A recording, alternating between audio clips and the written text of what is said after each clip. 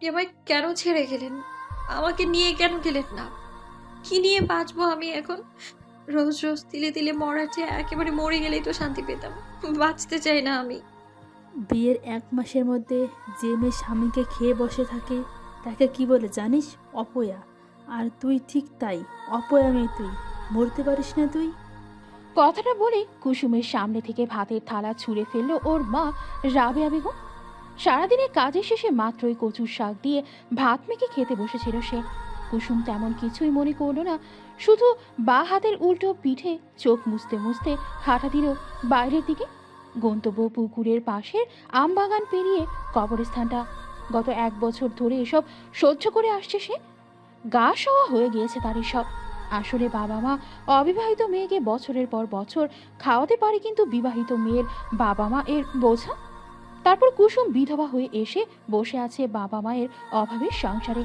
হাজার কাজ করলেও দুবেলা দুমুঠো ভাত খেতে যেন যুদ্ধ করতে হয় তাকে। কুসুমের বাবা সাবের আলী একজন ভাগ চাষি। পরের জমিতে থেকে যতটুকু আয় হয় এই দিয়ে সংসার চলে। তার উপর ঘাড়ে ৩টা সন্তান, সবাইকে লেখাপড়া শিখিয়েছেন তিনি। কুসুম তার বড় মেয়ে, ছোট মেয়ে চাপা, আর একটা ছোট ছেলে আছে বছর 10-এর। সাবের আলী ১ বছর আগে অনেক টাকা খরচ করে ধুমধাম করে বিয়ে দিয়েছিলেন বড় মেয়ের এই গ্রামের সব থেকে ভালো ছেলেটার সাথে। ভেবেছিলেন মেয়েটা খুব সুখী হবে। কুসুমের অবশ্য সুখের কমতিও ছিল না। কুসুমের স্বামী সায়ন প্রচণ্ড ভালোবাসত তাকে, কিন্তু হতভাগীর কপালে সুখ সইল না। বিয়ের ২৬ দিনের মাথায় বিধবা হলো সে। ফিরে আসলো বাপের বাড়ি। সেই থেকে মেয়েটা অনেক কষ্ট সহ্য করেছে, কিন্তু একটুও সুখ পায়নি।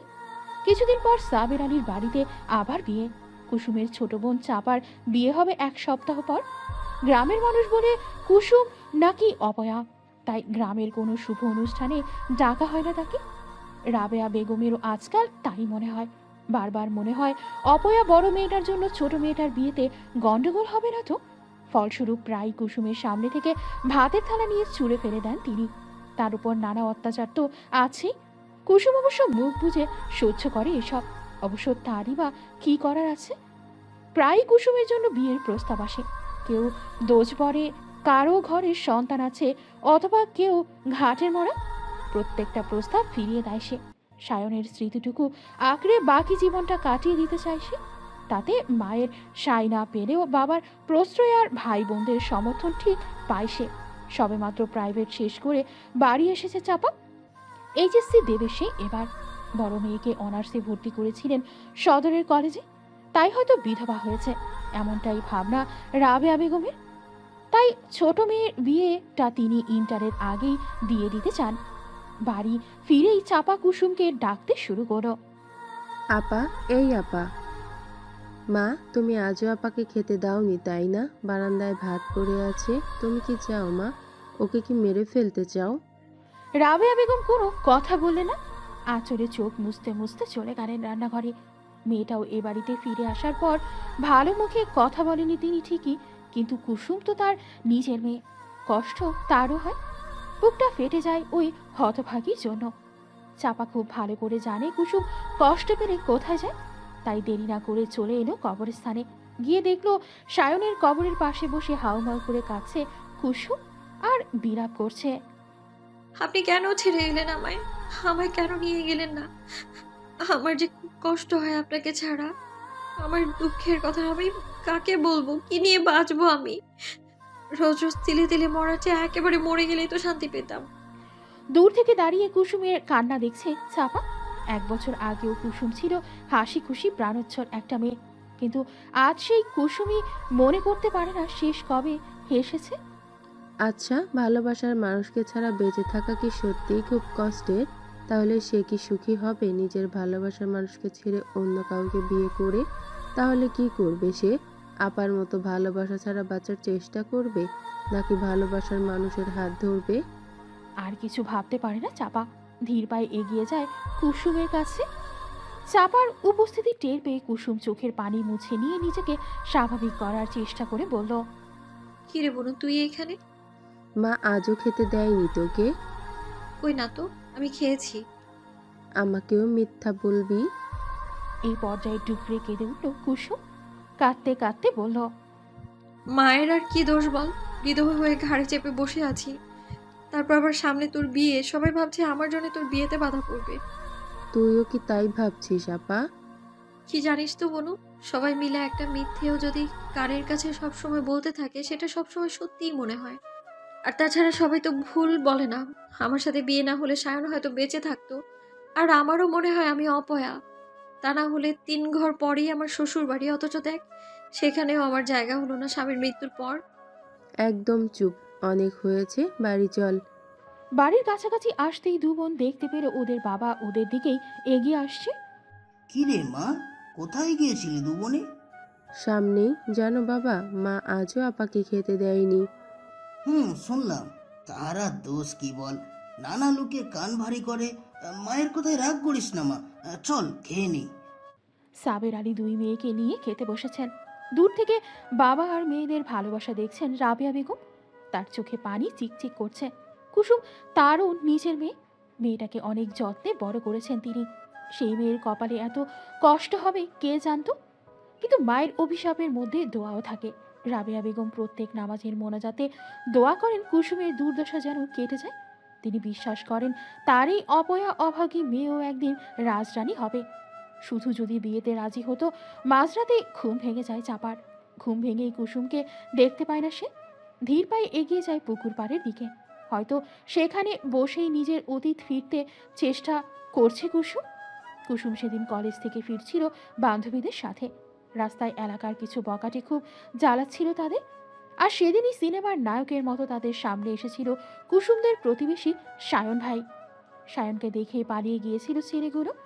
আর সেদিন থেকেই কুসুমের বাড়ি যাওয়ার রাস্তায় দাঁড়িয়ে থাকতো সায়ন। যদিও আগে টুকটাক কথা হতো, কিন্তু তারপর থেকেই তাদের কথা বলা বাড়তে থাকে। আর কুসুমেরও কিশোরী মনে সিনেমার নায়কের জায়গা দখল করে নিয়েছিল সায়ন। কুসুম আসার সময় ইচ্ছে করে নানা অজুহাতে বান্ধবীদের সাথে আসতো না।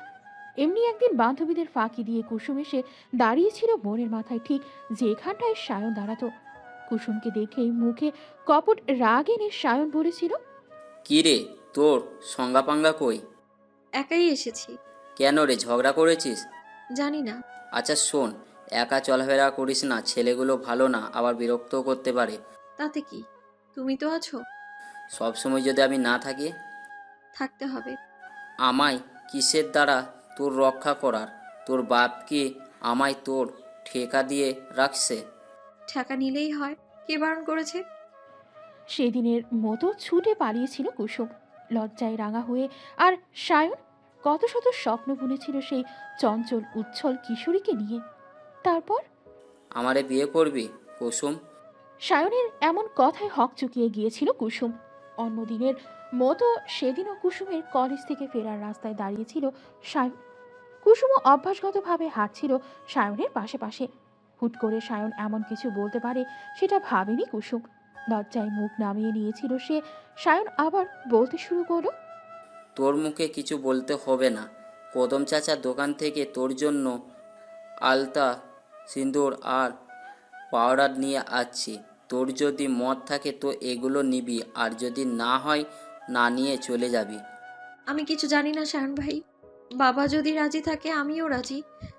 বাবাকে আমি কষ্ট দিতে পারবো না। ঠিক আছে, আমি কালকে আব্বারে চাচার কাছে পাঠাবো। তোরে আমি খুব তাড়াতাড়ি ঘরে নিয়ে আসবো। পরের দিন বিকালবেলা করিম শেখের তেঁতুল গাছ থেকে তেঁতুল চুরি করে এনে লবণ মরিচ দিয়ে বেটে খাচ্ছিল কুসুমরা তিন ভাই বোন। দুষ্টুমি আর কূটবুদ্ধিতে দুই বোন পাকা হলেও অকাজ গুলা ভাইকে দিয়ে করায় তারা। এই যেমন এর গাছে ওঠা ওর বাড়ির আমটা, জামটা, লিচুটা চুরি করে আনা, তারপর সেগুলো বাড়ি এনে তিন ভাই বোন একসাথে খাওয়া। এর যেন মজাই আলাদা। কুসুম একটু তেঁতুল মুখে দিয়ে চোখ বন্ধ করে স্বাদ নিতে লাগলো।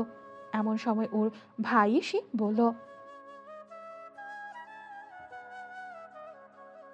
সাথে সাথে কুসুম আর চাপা এক দৌড়ে আড়ালে এসে দাঁড়ালো। সায়ন আর সায়নের বাবা উঠানে চেয়ারে বসে আছে। সায়নের বাবা আর কুসুমের বাবা বসে কথা বলছে। সায়ন চুপচাপ বসে আছে। চুপচাপ বললে অবশ্য ভুল হবে। সায়নের দুই চোখ কুসুমকে খুঁজে চলেছে। দেখো সাবের মিয়া, আল্লাহ দিলে আমার কিছু কম নেই, আর আমার এই একটাই পোলা, সয় সম্পত্তি যা আছে সবই ওর। তাছাড়া আমার পোলার মতো পোলায় এই গায়ে নেই, বিড়ি সিগারেটের নেশা নেই। আর আমি কি কইতা, তোমরা ছোটকাল থেকে দেখতেছ করে। আর আমাগো কুসুম মাও ভদ্রসভ্য, গুরুজনদের সম্মান দেয়, তারে গায়ের সবাই ভালোবাসে। আমার পোলা যখন কইলো পরে বিয়া করতে চাই, আমি কিন্তু না করি নাই। আশা করি তোমারও আপত্তি নেই। দেখেন ভাই সাহেব, আপত্তি আমারও হইতো না। সায়ন বাপ ছেলে ভালো, কিন্তু আমার মেয়ে কলেজে পড়ে আর সায়ন বাপ নন ম্যাট্রিক, এইখানে আমার আপত্তি। ও যদি ম্যাট্রিক পাসও হইতো আমি ভেবে দেখতাম। আর তাছাড়া আপনার যাই থাক, ছেলে তো বেকার। আমি কোন ভরসায় মেয়ে তুলে দেবো তার হাতে বলেন? তুমি কি আমারে অপমান করতেছো? ছি ছি ভাই সাহেব, এমন কিছুই না। তাহলে তুমি একজন ভাগচাষী হয়ে আমার কাছে মেয়ে দিতে অস্বীকার করো কেমনে? রাগে গজগজ করতে লাগলেন সায়নের বাবা হানিফ শেখ। তিনি উঠে চলেই যাচ্ছিলেন। সায়ন আটকালো নিজের বাবাকে। এবার সে নিজে কথা বলল। চাচা, আপনার সব কথা আমি মানলাম, কিন্তু আপনি আমারে কথা দেন, আমি যদি মেট্রিক পাস করে একটা কাজ জোটাতে পারি আপনি কুসুমরে আমার কাছে দিবেন। কথা দেন, তার আগে কুসুমরে বিয়ে দিবেন না? ঠিক আছে, কথা দিলাম। সেদিনের পর সায়ন উন্মুক্ত বিশ্ববিদ্যালয়ে ভর্তি হয় নবম শ্রেণীতে। এসএসসি পাশ করে সে। শুধু তাই নয়, অনেক চেষ্টা করে লোকজন ধরে কুয়েতের ভিসা করায় সে। সেখানে একটা কাজেরও ব্যবস্থা করে ফেলে। ততদিনে কুসুমও এগিয়ে গিয়েছিল অনেক দূর। এ গ্রেড নিয়ে এইচএসসি পাশ করে এলাকার কলেজেই ইতিহাসে অনার্স ভর্তি হয় সে। তারপর সারা গ্রামকে সাক্ষী রেখে ধুমধাম করে বিয়ে হয় সায়ন আর কুসুমের। বিয়ের 15 দিনের মাথায় সায়ন কুয়েতে চলে যায়। এই 15টা দিন ছিল কুসুমের জীবনে কাটানোর সুন্দরতম দিন। সায়ন এই দিনগুলোতে নিজের সবটুকু ভালোবাসা উজাড় করে দিয়েছে কুসুমকে। দেখতে দেখতে সায়নের যাওয়ার সময় হয়ে যায়। যাওয়ার আগে 2 দিন কুসুম অভিমানে কথা বলেনি সায়নের সাথে। শেষমেশ যাওয়ার আগের দিন রাতে সায়নের বুকে মাথা রেখে খুব কেঁদেছিল কুসুম। কে জানতো এটাই ছিল সায়নের বুকে কুসুমের শেষ মাথা রাখা। আগে জানলে হয়তো কুসুম আরও কিছুক্ষণ মাথা রেখে শুয়ে থাকতো সায়নের বুকে। সায়ন যাওয়ার আগে কুসুমকে একটা ফোন উপহার দিয়ে যায়, আর কথা দিয়ে যায় খুব তাড়াতাড়ি ফিরে আসবে সে। হ্যাঁ, সায়ন কথা রেখেছিল। যাওয়ার মাত্র 11 দিনের মাথায় ফিরে এসেছিল সে। তবে এসেছিল লাশ হয়ে। সায়নের প্রাণহীন দেহটা উঠানে রাখতেই চিৎকার দিয়ে অজ্ঞান হয়ে গিয়েছিল কুসুম। যখন জ্ঞান ফিরল ততক্ষণে দাফন কাজ শেষ হয়ে গিয়েছিল। কেননা লাশ দেশে পৌঁছাতেই 3 দিন লাগে গিয়েছিল। লাশে পচন ধরতে শুরু করেছিল। কবরে যাওয়ার আগে তাই শেষ দেখা হয়নি কুসুম আর সায়নের। জ্ঞান ফেরা মাত্র পাগলের তাণ্ডব শুরু করেছিল কুসুম। গ্রাম লোক আসতো কুসুমকে দেখতে। তারপর শ্বশুরবাড়ি থেকে তাড়িয়ে দেওয়া হলো কুসুমকে। তারপর ধীরে ধীরে কুসুম শান্ত ও স্রোতহীন নদীর মতো হয়ে গেল। তবে রাগ, দুঃখ, অভিমান তার আজও আছে। সেটা শুধু জানে কবরে শুয়ে থাকা সায়নের প্রাণহীন দেহটা। মাঝরাতে নিস্তব্ধ পুকুর পাড়ে বসে অতীতের স্মৃতিচারণ করছিল কুসুম। ঝিঝি করে ঝিঝি পোকা ডাকছে। কুসুমের ইচ্ছে করছে সায়নের মুখটা একবার দেখতে। আজকাল খুব ইচ্ছে করে পৃথিবীর মায়া কাটিয়ে সায়নের কাছে চলে যেতে। হঠাৎ পিঠে কারো ঠান্ডা হাতের স্পর্শ পেয়ে পিছু ফিরে তাকায় কুসুম। পেছনে চাপা দাঁড়িয়ে আছে। কি রে আপা, অন্ধকারে একা একা কি করিস? তোর ভূতে ভয় করে না? আগে তো খুব ভয় পেতিস ভূতে। ভূতে কারা ভয় পায় জানিস বনু? যাদের বেঁচে থাকার আকাঙ্ক্ষা আছে। আমি তো বাঁচতেই চাই না, আমার আবার কিসের ভয়? আর কথা বাড়ালো না চাপা। কুসুমের পাশে গিয়ে বসলো চুপচাপ। চাপা যেন নিজের বোনকেই চিনতে পারছে না। রাতের আধারে এই রহস্যময়ী রমণীকে খুব অচেনা লাগছে চাপার। এই কি তার সেই প্রাণোচ্ছল বড় আপা? তোর বিয়ের তো বেশি দেরি নেই বনু, 1 সপ্তাহ না। একটা কথা বলি, মনে রাখিস, নিজের স্বামীকে কখনো চোখের আড়াল করিস না। আঁচলে বেঁধে রাখিস। আঁচলের বাধা আলগা হলেই খুঁজে পাবি না কিন্তু আর। আচ্ছা আপা, ভালোবাসার মানুষকে ছেড়ে বেঁচে থাকা কি খুব কষ্ট? খুব কষ্ট হয় রে বোন, অন্তরটা জ্বলে পুড়ে ছাই হয়ে যায়, কাউকে দেখানো যায় না। বিড়বিড় করতে করতে পুকুর পাড় থেকে উঠে ঘরের দিকে হাঁটা দিলে কুসুম।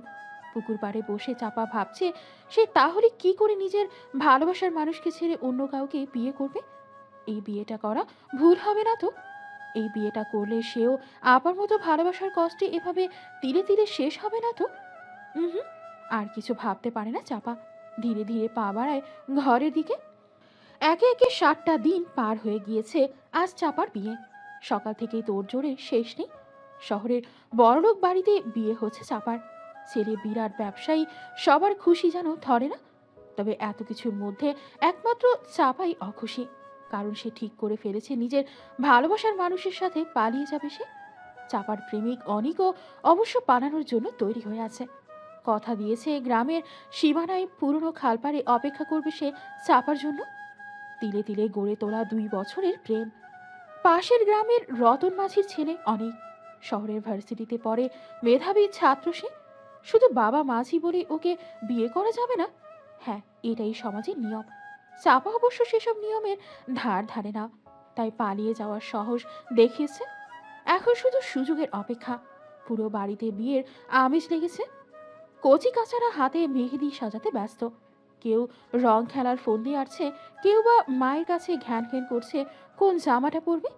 মুরব্বীরা মেতে উঠেছে নানা রকম রঙ্গ তামাশায়, কখনো নিজেদের মধ্যে আর কখনো নাতি নাতকুরের সাথে।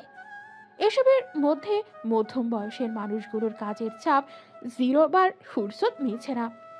পুরুষরা বাজার আর বরযাত্রীর আপ্যায়নের ব্যবস্থা নিয়ে ব্যস্ত। মহিলাদের একদল পেঁয়াজ রসুন আদা কাটাকাটিতে ব্যস্ত। এত মানুষের রান্না 4টেখানি কথা নয়। তাছাড়া হাতের সময় কোথায়? বাদ জোহর বিয়ে। অন্যদল কোণে সাজাতে ব্যস্ত। বিয়ে বাড়ির কাজের কি আর শেষ আছে? এত কিছুর মধ্যে কুসুমের কোনো কাজ নেই। তাকে কেউ কোনো কাজে ডাকছে না, সে যে অপয়া। শুভ অনুষ্ঠানে তার কি আর কাজ থাকতে আছে? দাওয়ার একপাশে কুসুম বসে বসে সব কাণ্ড দেখছে। আর বোনের বিয়েতে হয়তো তারই সব থেকে বেশি কাজ করার কথা ছিল। কিন্তু নিয়তি বড় নিষ্ঠুর। এর মধ্যেই কচি কাচাদের হইচই শোনা যাচ্ছে।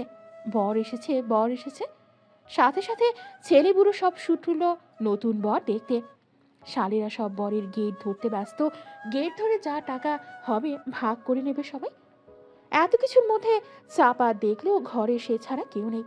সবাই বর দেখতে ছুটেছে, এই তো সুযোগ। চট করে কোনো এক আত্মীয়ের কালো বোরখা নিকাব পরে নিল চাপা। বিয়ে বাড়িতে বোরখা পরে কে যাচ্ছে আর কে আসছে দেখার সময় কোথায় সবার। তারপর সারা বাড়ি খুঁজেও কনেকে পাওয়া গেল না। বিয়ে বাড়িতে হুলস্থুল কাণ্ডেও কথাটা এক কান দু কান করে বরযাত্রীদের কানে পৌঁছালো। ছেলের বাবা বড় ব্যবসায়ী, বুদ্ধিমান মানুষ। তিনি কোনো উচ্চবাচ্য করলেন না। সাবের আলীকে আড়ালে ডেকে বললেন, দেখেন ভাই সাব, আমি ব্যবসায়ী মানুষ, সমাজে একটা সম্মান আছে। আপনার মেয়ে এভাবে যে নাক কাটবে আমি ভাবতেও পারিনি। আমি অশান্তি চাচ্ছি না। এখন খালি হাতে ফিরে গেলে আমাকে আর আমার ছেলেকে নিয়ে 5 জনে 5 রকম কথা বলবে। তার চেয়ে অন্য কোনো বিবাহযোগ্য মেয়ে থাকলে বলেন, বিয়েটা মিটে যাক। সাবের আলী এমন কোনো মেয়ের সন্ধান পেলেন না যাকে আপাতত কনে রূপে বরপক্ষের সামনে পাঠানো যায়। দেখেন ভাই সাহেব, তেমন কাউরে তো দেখতেছি না। আমার শালির এক মেয়ে আছে, তা সে নিতান্তই শিশু, 7ম শ্রেণীতে পড়ে। আর আমার তো 2টাই মেয়ে। বড় মেয়ে তো জানেনি, বিয়ের 1 মাসের মাথায় বিধবা হয়ে আমার কাছেই এসে। তাহলে আপনার বড় মেয়েকেই সাজিয়ে নিয়ে আসুন। কি যাতা বলছেন? আপনার ছেলে মানবে নাকি? আর তাছাড়া কে মানবে এই বিয়ে বলেন? ঠিক আছে, আমি আমার ছেলের সাথে পরামর্শ করে দেখছি। যদি রাজি করাতে পারি তাহলে ওই মেয়েকেই সাজিয়ে আনবেন। আপনি না হয় বাড়ির মানুষদের কাছে পরামর্শ নেন। সাবের আলী নিজের স্ত্রীর কাছে বরের বাবার দেওয়া প্রস্তাবটা রাখতেই তিনি খুশি হয়ে উঠলেন। এদিকে ছেলেকেও রাজি করিয়ে নিয়েছে ছেলের বাবা। শুধু বাদসাধ্য একজন, সে হলো কুসুম। নিজের ছোট বোনের হবু স্বামীকে বিয়ে করতে পারবে না সে। কুসুমের কথা শুনে তেলে বেগুনে জ্বলে উঠল কুসুমের মা। মা, তোমায় দেখে মনেই হচ্ছে না তোমার আরেক মেয়েকে খুঁজে পাওয়া যাচ্ছে না। চাপাটার কথাও তো ভাবো। অবশেষে বিয়েটা হয়ে গেল কুসুম আর চাপার হবু বরে। লোকটাকে চেনে না, জানে না কুসুম, নামটাও জানে না, দেখেনি কখনো। হয়তো ছোটবেলার ছোট বোনের স্বামী হিসেবে দেখত, কিন্তু ভাগ্যের নির্মম পরিহাসে আর সেই লোকটাই কুসুমের স্বামী। বিয়ে মিটতে মিটতে মাগরিবের আজান হয়ে গিয়েছে। নামাজ শেষেই বরযাত্রী বউ নিয়ে রওনা হবে। আজ সারাদিনে এত কিছুর মধ্যে সায়নের কবরের কাছে যাওয়া হয়নি। চাপার বুক ফেটে কান্না পাচ্ছে তার।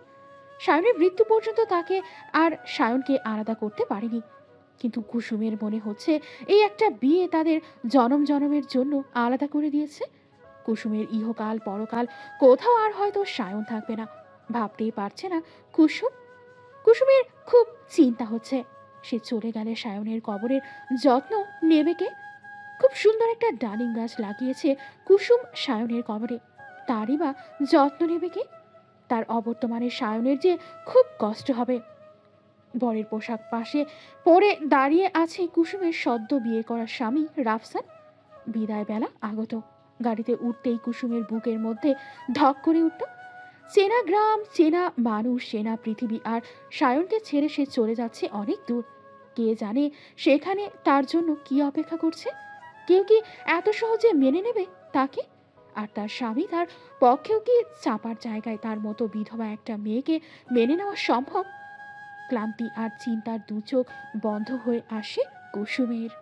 শ্বশুর বাড়িতে পা দিয়ে কুসুমের জীবনের শুরু হলো অন্য একটি কষ্টের অধ্যায়।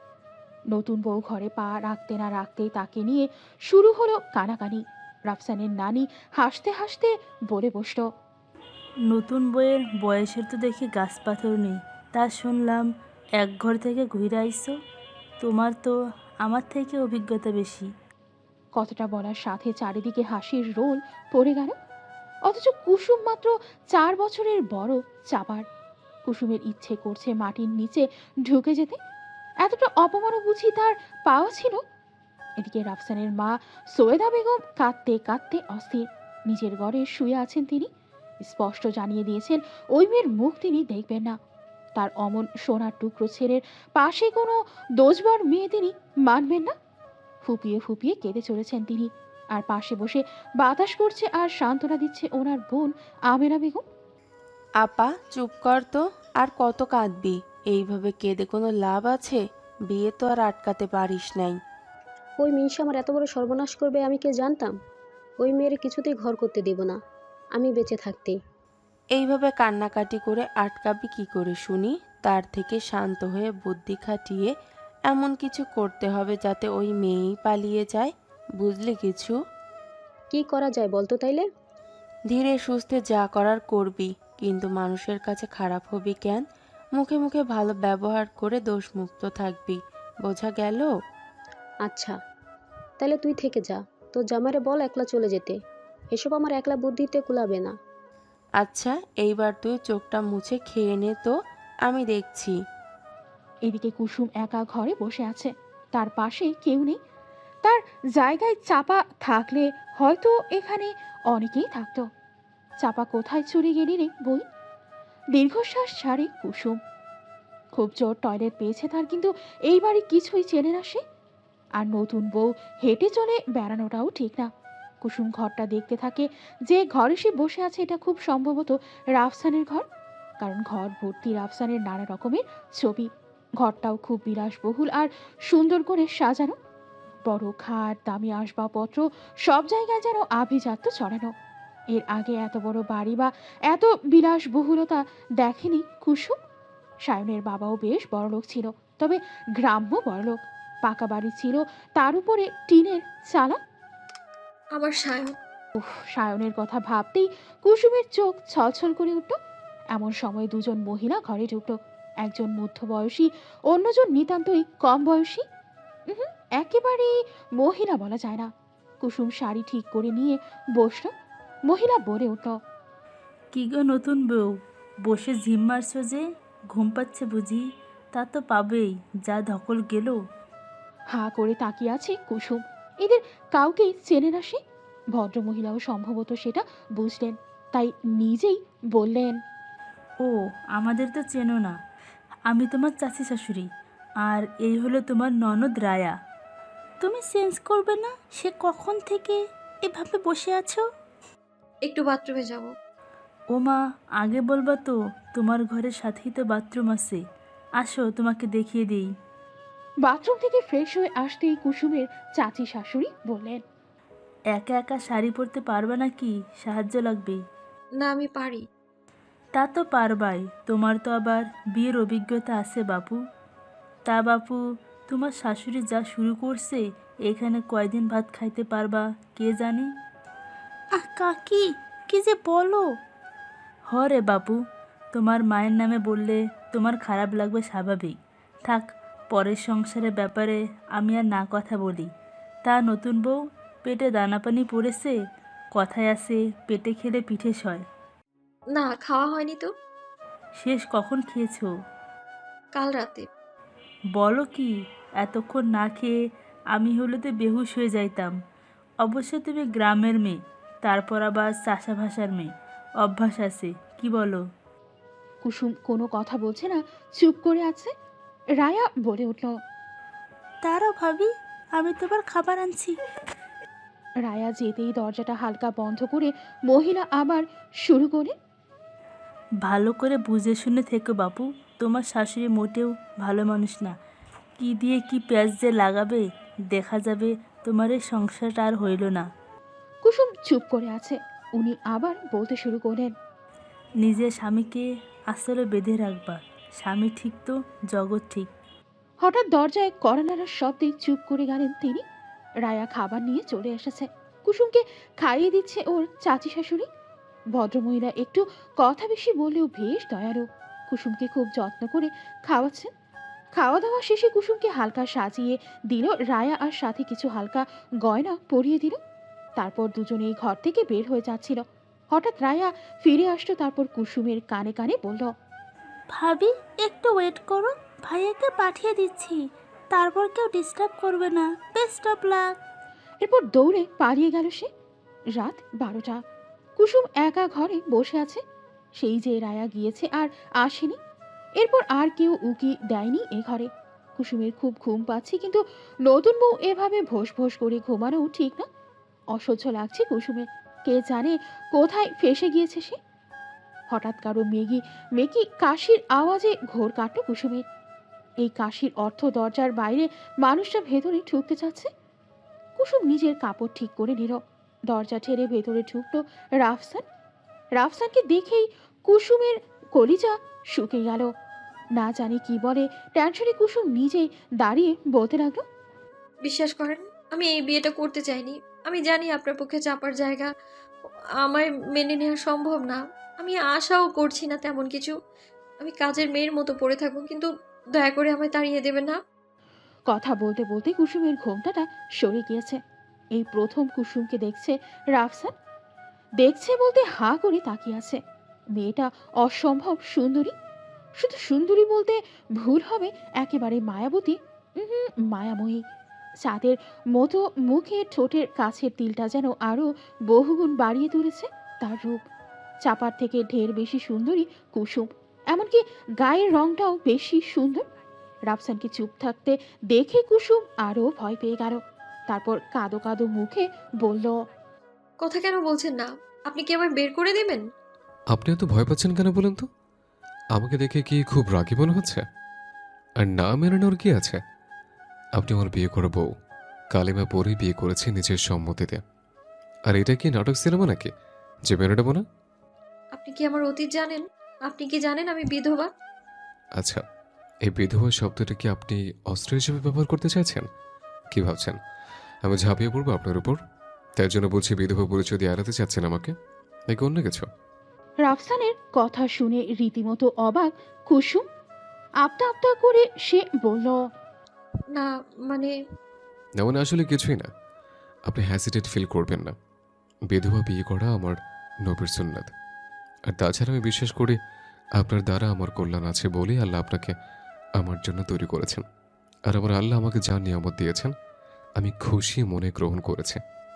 আল্লাহ না চাইলে বিয়েটা হতো না, তাই আমি না মানার কেউ নয়। বোঝা গেল? রাফসানের কথায় মুগ্ধ হয়ে তাকিয়ে আছে কুসুম। আল্লাহ বুঝি সত্যি তার কষ্টের দিন ঘোচালো। একটা মানুষ এত ভালো হয়? রাফসান আবার বলল, হ্যাঁ যে ম্যাডাম, হ্যাঁ করে তাকিয়ে না থেকে অজু করে আসেন, নামাজ পড়তে হবে। কুসুম কিছু বলতে যাচ্ছিল, হঠাৎ দরজায় দুমদুম আওয়াজে দুজনেই সেদিকে মন দেয়।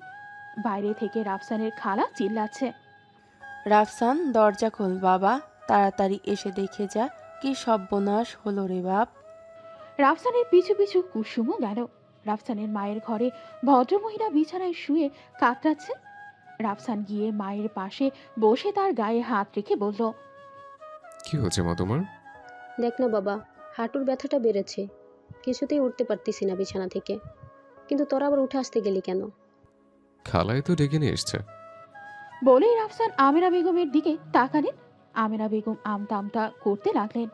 না মানে আসলে আমি ভাবলাম বাবুকে একবার ডাকি। নিজের বোনের ওপর কপট রাগ দেখায় সৈয়দা বেগম। খালা তো ঠিকই করেছে মা। পাশ থেকে বলে উঠল কুসুম। রাফসান অবশ্য সেদিকে কান দিল না, তাকে দেখেই বোঝা যাচ্ছে সে ভীষণ বিরক্ত। ছোটবেলা থেকেই নিজের খালার বাড়িয়ে বলা স্বভাবটা সে জানে। আমেনা বেগমের দিকে তাকিয়ে বেশ কর্কশ গলায় সে বলল, খালা, তুমি বরং ঘরে গিয়ে শুয়ে পড়ো, মায়ের কাছে আমরা আছি। আমেনা বেগম চলে যেতেই কুসুমকে পাশে বসতে ইশারা করে রাফসান মায়ের পা টিপতে লাগলো। কুসুম অবশ্য অনেকবার চেয়েছিল নিজে শাশুড়ির পা টিপতে, কিন্তু রাফসান তা করতে দেয়নি। রাত্রি ৩টার দিকে সৈয়দা বেগম ঘুমের অতলে চলে গেলেন। রাফসান আর কুসুম তখনও বসে আছে তার পাশে। কুসুম অবশ্য হাতের উপর ভর দিয়ে বসে বসেই ঘুমাচ্ছে। সারাদিন যা ধকল গেল তাতে ওর একটু বিশ্রামের দরকার ছিল। মেয়েটার ঘুমন্ত মুখ দেখে খুব মায়া হচ্ছে রাফসানের। হঠাৎ রাফসান খেয়াল করল কুসুম একেবারে খাটের ধারে বসে আছে, যখন তখন পড়ে যেতে পারে ঘুমের ঘোরে। কুসুমের গায়ে আলতো করে হাত রেখে রাফসান ডাকল। কুসুম। রাফসানের ডাকে আকস্মিকভাবে ঘুম ভেঙে যাওয়ায় নিজেকে সামলাতে পারে না কুসুম। পেছনের দিকে হেলে পড়ে যেতে নিলেই রাফসান ধরে ফেলে তাকে, তারপর জড়িয়ে নেয় নিজের সাথে। কুসুমের মাথাটা চেপে ধরে নিজের বুকে। কুসুমও হুট করে এমন কিছু হবে আশা করেনি।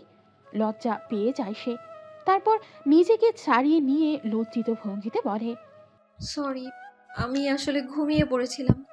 কোনো ব্যাপার না, আসলে আমারই ভুল হয়েছে, আপনার ঘুমের প্রয়োজন ছিল। এখন তো মা ঘুমিয়ে পড়েছেন, চলুন ঘুমানো যাক। আহা, এখন আর ঘুমিয়ে কাজ নেই, ঘন্টাখানেক পর ফজরের আজান দেবে। এখন ঘুমালে ফজরের নামাজ কাজা হয়ে যাবে। তা ঠিক বলেছেন, কেউ তো ওঠেনি, তা চলেন ছাদে যাই। এই ফাঁকে আপনাকে ছাদটা দেখানো হয়ে যাবে। জানেন তো, ছাদে সবজি বাগান করেছি আমি। ঠিক আছে চলুন। দাঁড়ান, আগে 2 কাপ কফি বানিয়ে আনি। খাবেন তো কফি? আমি তো কফি খাই না, কখনো খাইনি আসলে সেভাবে। তাহলে চা চলবে? চলবে। আমাকে রান্নাঘরটা দেখিয়ে দিন, আমি বানিয়ে নিয়ে আসছি। আরে না, বউ হয়ে যখন এসছেন আসলে দায়িত্ব তো নিতেই হবে। আজকে বরং রবসান স্পেশালটি খান।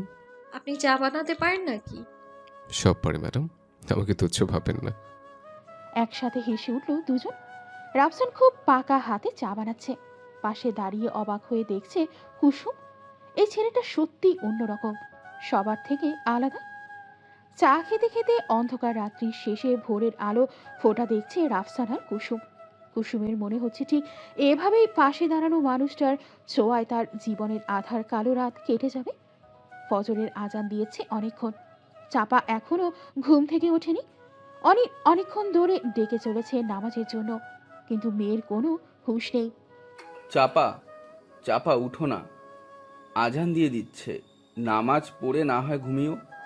উফ অনেক, ঘুমোতে দাও প্লিজ। সারাটা রাত ঘুমোতে দাওনি, সারা রাত জ্বালিয়ে পুড়িয়ে এখন ডাকছো কেন? যাও না প্লিজ। কই জ্বালিয়েছি, শান্তিতে একটু আদরও করতে দাওনি, এখন আবার জ্বালানোর বদনাম। রেগে যাচ্ছি কিন্তু। ওলে আমাল বাবুটা, রাগ করে না, প্লিজ ঘুমাতে দাও। নামাজ পড়ে ঘুমাও, কিন্তু এভাবে শুয়ে থাকা যাবে না। আমি যদি নামাজ পড়ি সকালের নাস্তা তোমাকে বানাতে হবে। ঠিক আছে রাজি, ভার্সিটিতে যাওয়ার আগে আমি নাস্তা বানিয়ে দেব। ঠিক আছে, উঠছি। এই তো আমার মিষ্টি বউটা। চাপার কপালে আলতো করে চুমু এঁকে বাথরুমের দিকে পা বাড়ায় অনেক। কি মনে করে আবার ফিরে আসে, জগ থেকে পানি নিয়ে ছিটিয়ে দেয় চাপার চোখে মুখে।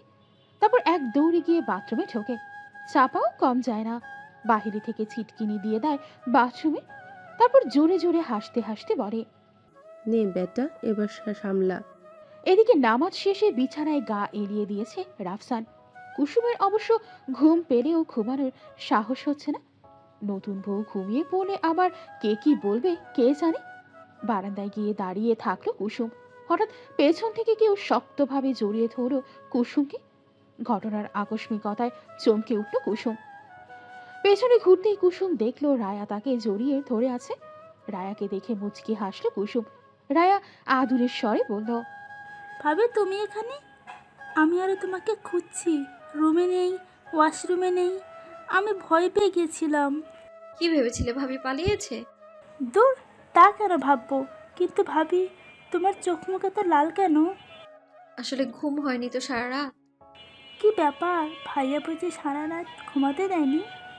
রায়ের কথায় লজ্জা পেয়ে যায় কুসুম। তারপর রায়ার কান টেনে দিয়ে বলে, আমার ননদিনী দেখছি খুব পাকা। তা এত পাকামো শেখায় কে? আছে কেউ? তা কে সে শুনি? ক্রমশ প্রকাশ্য। এখন চলো তো, মা ডেকে পাঠিয়েছে তোমাকে। কিছু হয়েছে কি? আরে না, আজ নাকি বৌভাত, নাকি তোমাকে রান্না করতে হবে, তাই সব বুঝিয়ে দিবে। ওহ চলো। কিসে পড়ো তুমি? ইন্টার পরীক্ষা দেব। ও, আমার চাপাটাও এবার ইন্টার দিত।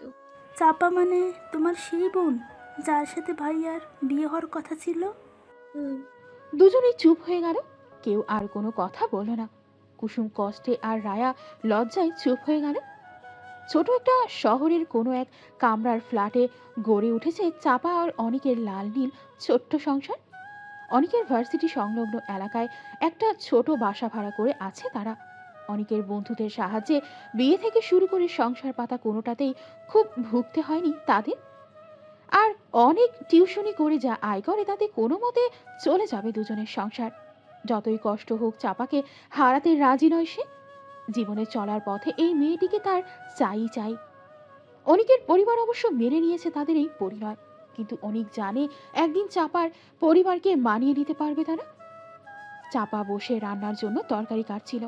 আজ শাড়ি পরেছে সে, ভেজা চুলগুলো এলিয়ে দিয়েছে সারা পিঠে। একেবারে পাকা গিন্নি লাগছে তাকে। শাড়ির ফাঁকে পেটের কিছু অংশ দেখা যাচ্ছে।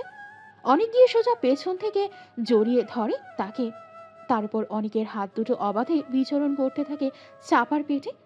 কপট রাগ দেখিয়ে চাপা বলে, কি শুরু করেছো? শান্তিতে একটু রান্নাও করতে দেবে না নাকি? সরো তো। উফ, চুপ কর তো, সবসময় বকুনি। বিয়ের আগেই ভালো ছিলে, তুমি কেমন দজ্জাল হয়ে গিয়েছো বিয়ের পর। এমন করলে আমার ক্লাসের মেয়ে বান্ধবীদের সঙ্গে মেলামেশা করব কিন্তু। কি বললে? এত সাহস? বলছি না ক্লাসের কোনো মেয়ের সাথে মেশা যাবে না। তুমি শুধু আমার। তাহলে আদর করতে দাও। উফ, একদম না। তাইলে গেলাম কিন্তু, দাঁড়াও দেখাচ্ছি মজা। এই বলে চাপাকে কোলে তুলে নেয় অনিক। এভাবেই চলছে তাদের দুষ্টু মিষ্টির সংসার। এদিকে সৈয়দা বেগম একের পর এক রান্নার ফরমাইশ করে যাচ্ছে কুসুমকে। কুসুমও দাঁড়িয়ে দাঁড়িয়ে সেগুলো শুনছে। 8 থেকে 10টা আইটেম রান্না করতে হবে। ও কি পারবে এত রান্নাগুলো করতে? দুপুরে কিন্তু অনেক লোক খেতে আসবে। দেখো বাবু, নাক কেটো না। পারবো। তুমি তো আবার চাষা ভুষার মেয়ে। চাষারা ভালো খাবার চোখে দেখে নাকি? তারপর তোমার যেখানে বিয়ে হয়েছিল তারাও তো চাষা, তাই না? কুসুম চুপ করে মাথা নিচু করে আছে। তার হয়তো বলার অনেক কিছুই আছে, কিন্তু সে তো নতুন মুখ, তাই মুখ বুঝে সহ্য করাটাই তার ধর্ম। কতবার বুড়োকে বারণ করেছিলাম, ছোট লোক ঘর থেকে মেয়ে এনো না। বুড়ো আমার কোনো কথাই কান দিল না। ভালো ঘরের মেয়ে কি বাপ মায়ের সম্মান নষ্ট করে পালায়? মেয়েটা তো পালিয়ে গেল, আর ওর বাপ মা ওই আধবুড়ি বিধবা মেয়েকে গুছিয়ে দিল। আমারই কপাল। চুপচাপ চোখের পানি ফেলছে কুসুম। না, তার জীবনের কষ্ট হয়তো ঘোচার নয়, আল্লাহ হয়তো তার জন্য সুখ রাখেইনি। কুসুমকে দাঁড়িয়ে থাকতে দেখে ভদ্রমহিলা বেশ বিরক্ত হলেন। কথায় আছে, যাকে দেখতে নারী তার চলন বাঁকা। ভদ্রমহিলার দশা ঠিক তাই। কি ব্যাপার, কিছু বলবে? না। তাইলে সঙ্গের মতো দাঁড়িয়ে আছো কেন? রান্না বসাও গিয়ে। বতির মাকে বলো রান্নাঘরে কোথায় কি আছে দেখিয়ে দিবে। হাতের উল্টো পিঠে চোখের পানি মুছে রান্নাঘরের দিকে পা বাড়ায় কুসুম। রাফসানের ঘুম ভাঙল বেলা 10টায়।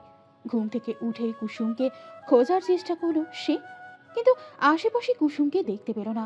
রান্নাঘরে আসতেই কুসুমের দেখা মিলল। কুসুমের দিকে তাকিয়ে এক গাল হেসে রাফসান বলল, গুড মর্নিং। শুভ সকাল। কি করেন আপনি? এই তো রান্না করতে বললেন মা। কি কি রান্না হবে? সাদা ভাত, পোলাও, ডাল, মাছের ঝোল, খাসির মাংস, মুরগির মাংস, আর শেষ পাতে পায়েস। এত রান্না একা করবেন নাকি? কাউকে তো রান্নাঘরে দেখছিও না। মতির মা, মতির মা। কাজের মহিলাকে ডাকতে লাগলো রাফসান। মতির মা এসে ভয়ে ভয়ে দাঁড়িয়েছে রাফসানের সামনে, কারণ দেখতে শান্ত হলেও রাফসানের রাগ নেহাত কম নয়। জি ভাইজান, বলেন। তোমার ভাবি যে একা এতগুলো রান্না করছে, তোমার কি উচিত ছিল না ওকে সাহায্য করা? জি ভাইজান, ছিল। তাহলে কেন করলে না? আম্মায় বারণ করছে। এদিকে চেঁচামেচি শুনে রাফসানের মা আর খালা বের হয়ে এলো ঘর থেকে। সৈয়দা বেগম তড়িঘড়ি করে ছেলের দিকে এগিয়ে এলেন। কি হয়েছে বাবা, এত চেঁচামেচি কিসের? ঠিক আছে, তোমাদের কাউকে কিচ্ছু করতে হবে না, আমি কুসুমকে রান্নায় সাহায্য করব। সৈয়দা বেগম চুপ করে আছেন। তিনি খুব ভালোভাবেই জানেন মিথ্যা বলে লাভ নেই এখন। মাকে চুপ থাকতে দেখে রাফসান আবার বলল। ছেলের কথা শুনে ক্ষেপে উঠলেন সৈয়দা বেগম। তুই বেটা ছেলে, রান্নাঘরে কেন ঢুকবি? আমি তোকে ঢুকতে দিব না। আর মতির মাকে আমি আসতে বলতাম, ওই মেয়ে নিজে বলেছে এসব পারবে, আর এখন ভালো মানুষের নাটক করছে। কুসুম কোনো নাটক করেনি মা, আমি সব বুঝি। হ্যাঁ হ্যাঁ, সব দোষ তো মায়েরই। বউ দুদিন আসতে না আসতেই মা খারাপ, শেষে তুই কিনা বইয়ের আঁচল ধরলি। এই বলে কান্নার সুরে হেঁচকি তুলছে সৈয়দা বেগম, আর পাশ থেকে তার বোন সান্ত্বনা দিচ্ছে। আপা কাঁদিস না, সবই কপাল। রাফসান আর এক মুহূর্ত সেখানে দাঁড়ালো না, হন করে হাঁটা দিল বাইরের দিকে।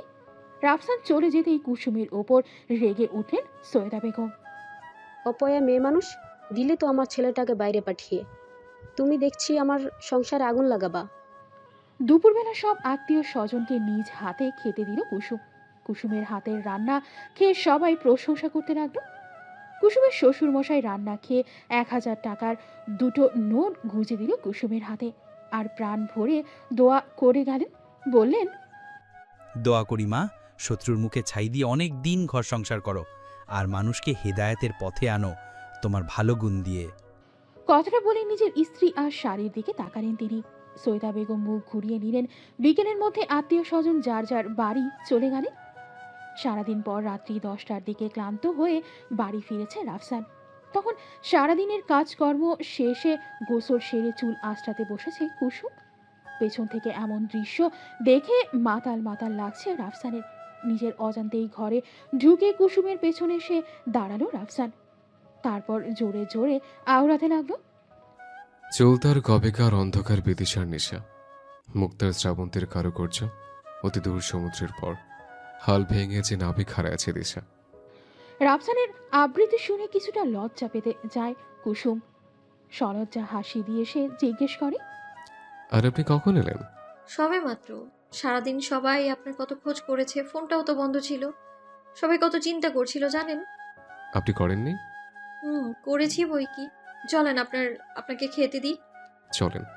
রাফসানকে খেতে দিচ্ছে কুসুম। রাফসানও খুব তৃপ্তি করে খাচ্ছে। রাফসানের খাওয়া দেখে কুসুমের খুব মায়া হচ্ছে। সারাদিন নিশ্চয়ই কিছু খাওয়া হয়নি, তাই না? কই না তো। লুকাচ্ছেন কেন? আপনার চোখ মুখ বলে দিচ্ছে সারাদিন খাওয়া হয়নি আপনার। সে কথা যদি বলেন, আপনার চোখ মুখও একই কথা বলছে। তা বলি কি, এই অধমের সাথে খেতে বসলে আপনার জাত যাওয়ার সম্ভাবনা আছে? কি যে বলেন, দাঁড়ান বসছি। একটা প্লেটে নিজের জন্য কিছুটা ভাত বেড়ে নিল কুসুম। খেতে খেতে রাফসান বলল, আমি একান্ত দুঃখিত, আপনার কাছে মাপ চাচ্ছে। কিসের জন্য? আমার পরিবারের ব্যবহারের জন্য। আপনার হয়তো এই ব্যবহারগুলো পাওনা ছিল না। বাদ দিন, মানুষের কথা আমার গা সহ হয়ে গিয়েছে। আপনাকে আরেকটু তরকারি দিই। প্রসঙ্গ বদলাচ্ছেন? ঝামেলা এড়াচ্ছি। এই যে আপনি দুপুর থেকে না খেয়ে আছেন, সেটাও আমার জন্যে। আমি আর কোনো ঝামেলার কারণ হতে চাই না। কুসুমের কথায় চুপ হয়ে গেল রাফসান। এই মায়াময়ী মেয়েটার জন্য প্রচন্ড মায়া হচ্ছে তার। আচ্ছা, এটাকে কি ভালোবাসা বলে? ভালোবাসা এত সহজে হয়? নিজের মনকে প্রশ্ন করল রাফসান। খাওয়া দাওয়া শেষে কুসুম বিছানা ঠিক করছে। আচমকা রাফসান এসে তাকে পেছন থেকে জড়িয়ে ধরে। তারপর কুসুমকে নিজের দিকে ঘুরিয়ে আলতো করে চুমু এঁকে দেয় তার কপালে। রাফসানের এমন আচরণে বেশ অপ্রস্তুত হয়ে যায় কুসুম। নিজেকে ছাড়িয়ে নেওয়ার চেষ্টা করে সে।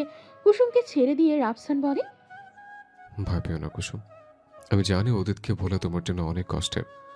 আমি তোমাকে কখনো জোর করব না। যেদিন তুমি নিজে আমার কাছে আসবে, আমি সেদিনের অপেক্ষা করব। এই কয়দিন আমরা না হয় বন্ধু থাকি। আমি কি তোমাকে তুমি বলতে পারি? এইটুকু অধিকার কি আমাকে দেওয়া যায়? কুসুম কিছু বলল না, শুধু সম্মতি সূচক হাসি দিল। এই হাসির অর্থ ভালোভাবেই বুঝতে পারল রাফসান। এমন সময় দরজায় কারো কড়া নাড়ার শব্দে ফিরে তাকালো দুজন। রাফসানের ধারণা আজও তার খালা এসেছে নতুন কোনো বাহানা নিয়ে। আজ দু চার কথা শুনিয়ে দেবে রাফসান খালাকে। এইভাবে দরজা খুলে দেখলো তার ধারণা ভুল করে দিয়ে রাফসানের বাবা দাঁড়িয়ে আছে। ভেতরে এসো বাবা। আসছি। ঘুমিয়ে পড়েছিলি নাকি? না বাবা, ঘুমোইনি। শোনো বৌমা, তোমাদের দুজনকে একটা কথা জানাতে এলাম। কি কথা বাবা? তুমি হয়তো জানো না, আমাদের পৈতৃক বাড়ি কুষ্টিয়া জেলায়। ব্যবসার জন্য যশোরে আসা আমার, সেখান থেকে যশোরেই বাড়ি করে স্থায়ী হওয়া। আমার মা আর ভাইয়েরা কিন্তু পৈতৃক বাড়িতেই থাকেন এখনও। মায়ের তো বয়স হয়েছে, বিয়েতে আসতে পারেনি, এখন নাত বউ দেখতে চাইছে। আমি কথা দিয়ে দিয়েছি, তোমরা দুজন কাল সকালে যাবে সেখানে, গোছগাছ করে নাও। কিন্তু বাবা, কোনো কিন্তু না, তোমার কাল যাচ্ছ। দুজনের সম্মতি দেয় এবার রাফসানের বাবা বের হয়ে আসেন ছেলের ঘর থেকে। এদিকে অনেক রাত হয়ে গিয়েছে, কিন্তু অনিকের ফেরার নাম নেই। বারবার তাকে কল দিয়েও পাওয়া যাচ্ছে না। চিন্তায় শেষ হয়ে যাচ্ছে চাপা। এই অচেনা অজানা শহরে সে এত রাতে কোথায় খুঁজবে নিজের স্বামীকে? বারবার তার মন কুড়াচ্ছে। বাইরে ঝড় বৃষ্টি হচ্ছে, অনিকের কোনো বিপদ হয়নি তো? ভাবতেই বুকটা ধক করে উঠল চাপার। কুসুমদের কুষ্টিয়া পৌঁছতে সকাল 11টা বাজল। চৌরাশ মোড়ে গাড়িটা থামিয়ে কিছু ফল মিষ্টি কিনতে নেমেছিল রাফসান। কুসুম গাড়িতেই বসেছিল। হঠাৎ রাস্তার অপর পাশে চোখ যেতেই চক্ষু চড়ক গাছ। রাস্তার অপর পাশে দাঁড়ানো মানুষটি কুসুমের খুব চেনা, কিন্তু সে এখানে আসবে কি করে? তাড়াহুড়ো করে গাড়ির দরজা কুসুম এমনভাবে এগিয়ে গেল ওপাশের মানুষটির দিকে যেন ধরতে না পারলেই পালিয়ে যাবে। গত রাত ছিল চাপার জীবনের সবচেয়ে স্মরণীয় রাত। ঝড় বৃষ্টির রাত 1টা বাজতেও যখন অনিক ঘরে ফেরেনি, চিন্তায় প্রাণ যায় যায় চাপার। ঠিক সেই সময় অনিক এলো কাক ভেজা হয়ে। দরজা খুলেই অনিকের বুকে ঝাঁপিয়ে পড়ল চাপা।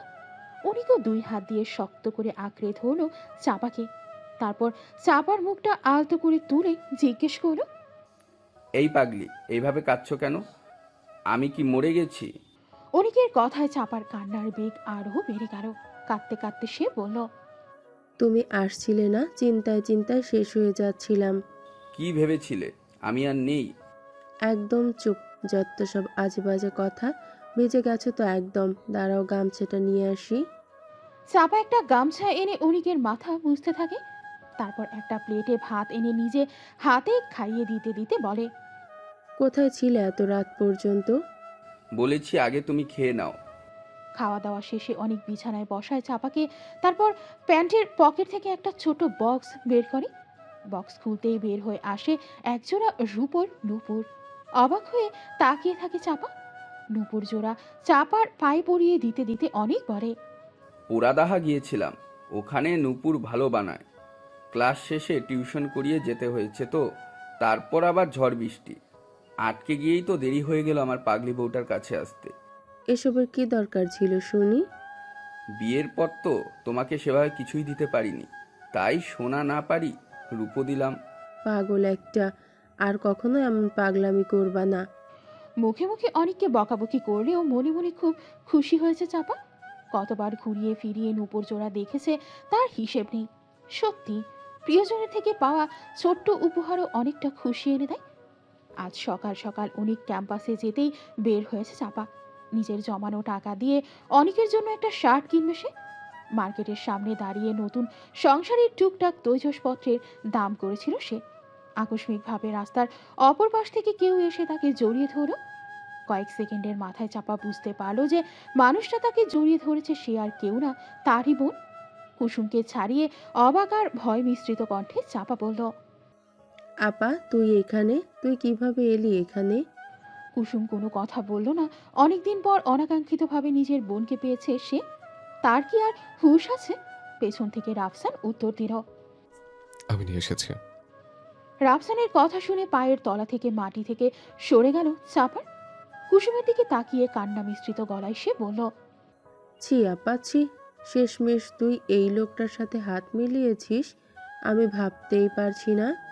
চাপা তুই যা ভাবছিস তা নয়, আমার কথা শোন। কোনো দরকার নেই, বরং তুই শোন। আমি অনিককে বিয়ে করে ফেলেছি, আর আমি কখনোই ওকে ছেড়ে এই লোকটার সাথে যাব না। আরে তুই আমার কথাটা শোন। বললাম তো না। আর মিস্টার রাফসান, শুনে রাখেন, আমার আপাকে যতই হাত করেন না কেন, আমাকে আপনি কখনো পাবেন না। এইবার পা পেরে চাপাকে এক ধমক দিল কুসুম। বনু, কাকে কি বলছিস জানিস? উনি আমার স্বামী। কুসুমের কথায় অবাক হয়ে যায় চাপা। সবকিছু তালগোল পাকিয়ে যাচ্ছে তার। এসব কি শুনছে সে? কি বলছিস আপা? হ্যাঁ, তোকে বলছি আমি সবটা। তার আগে তুই বল, এখানে কিভাবে তুই? আমরা তো এখানেই থাকি আপা। অনেক কুষ্টিয়া ইসলামী বিশ্ববিদ্যালয়ে পড়ে। চাপার কথায় অবাক হয়ে যায় রাফসান। কুসুমকে জিজ্ঞেস করে, কুসুম, তুমি জানতে না অনেক কোথায় পড়ে? না, ওরা তো আমাদের গ্রামের না, পাশের গ্রামের। তাছাড়া ওদের সেভাবে চিনতামও না আমরা।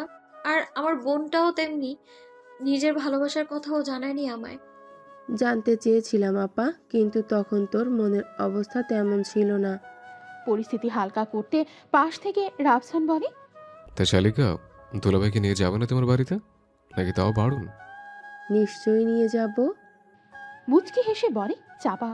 2 ঘন্টা পর চাপা আর অনিকের এক কামরার পাখির বাসায় বসে আছে রাফসান আর কুসুম।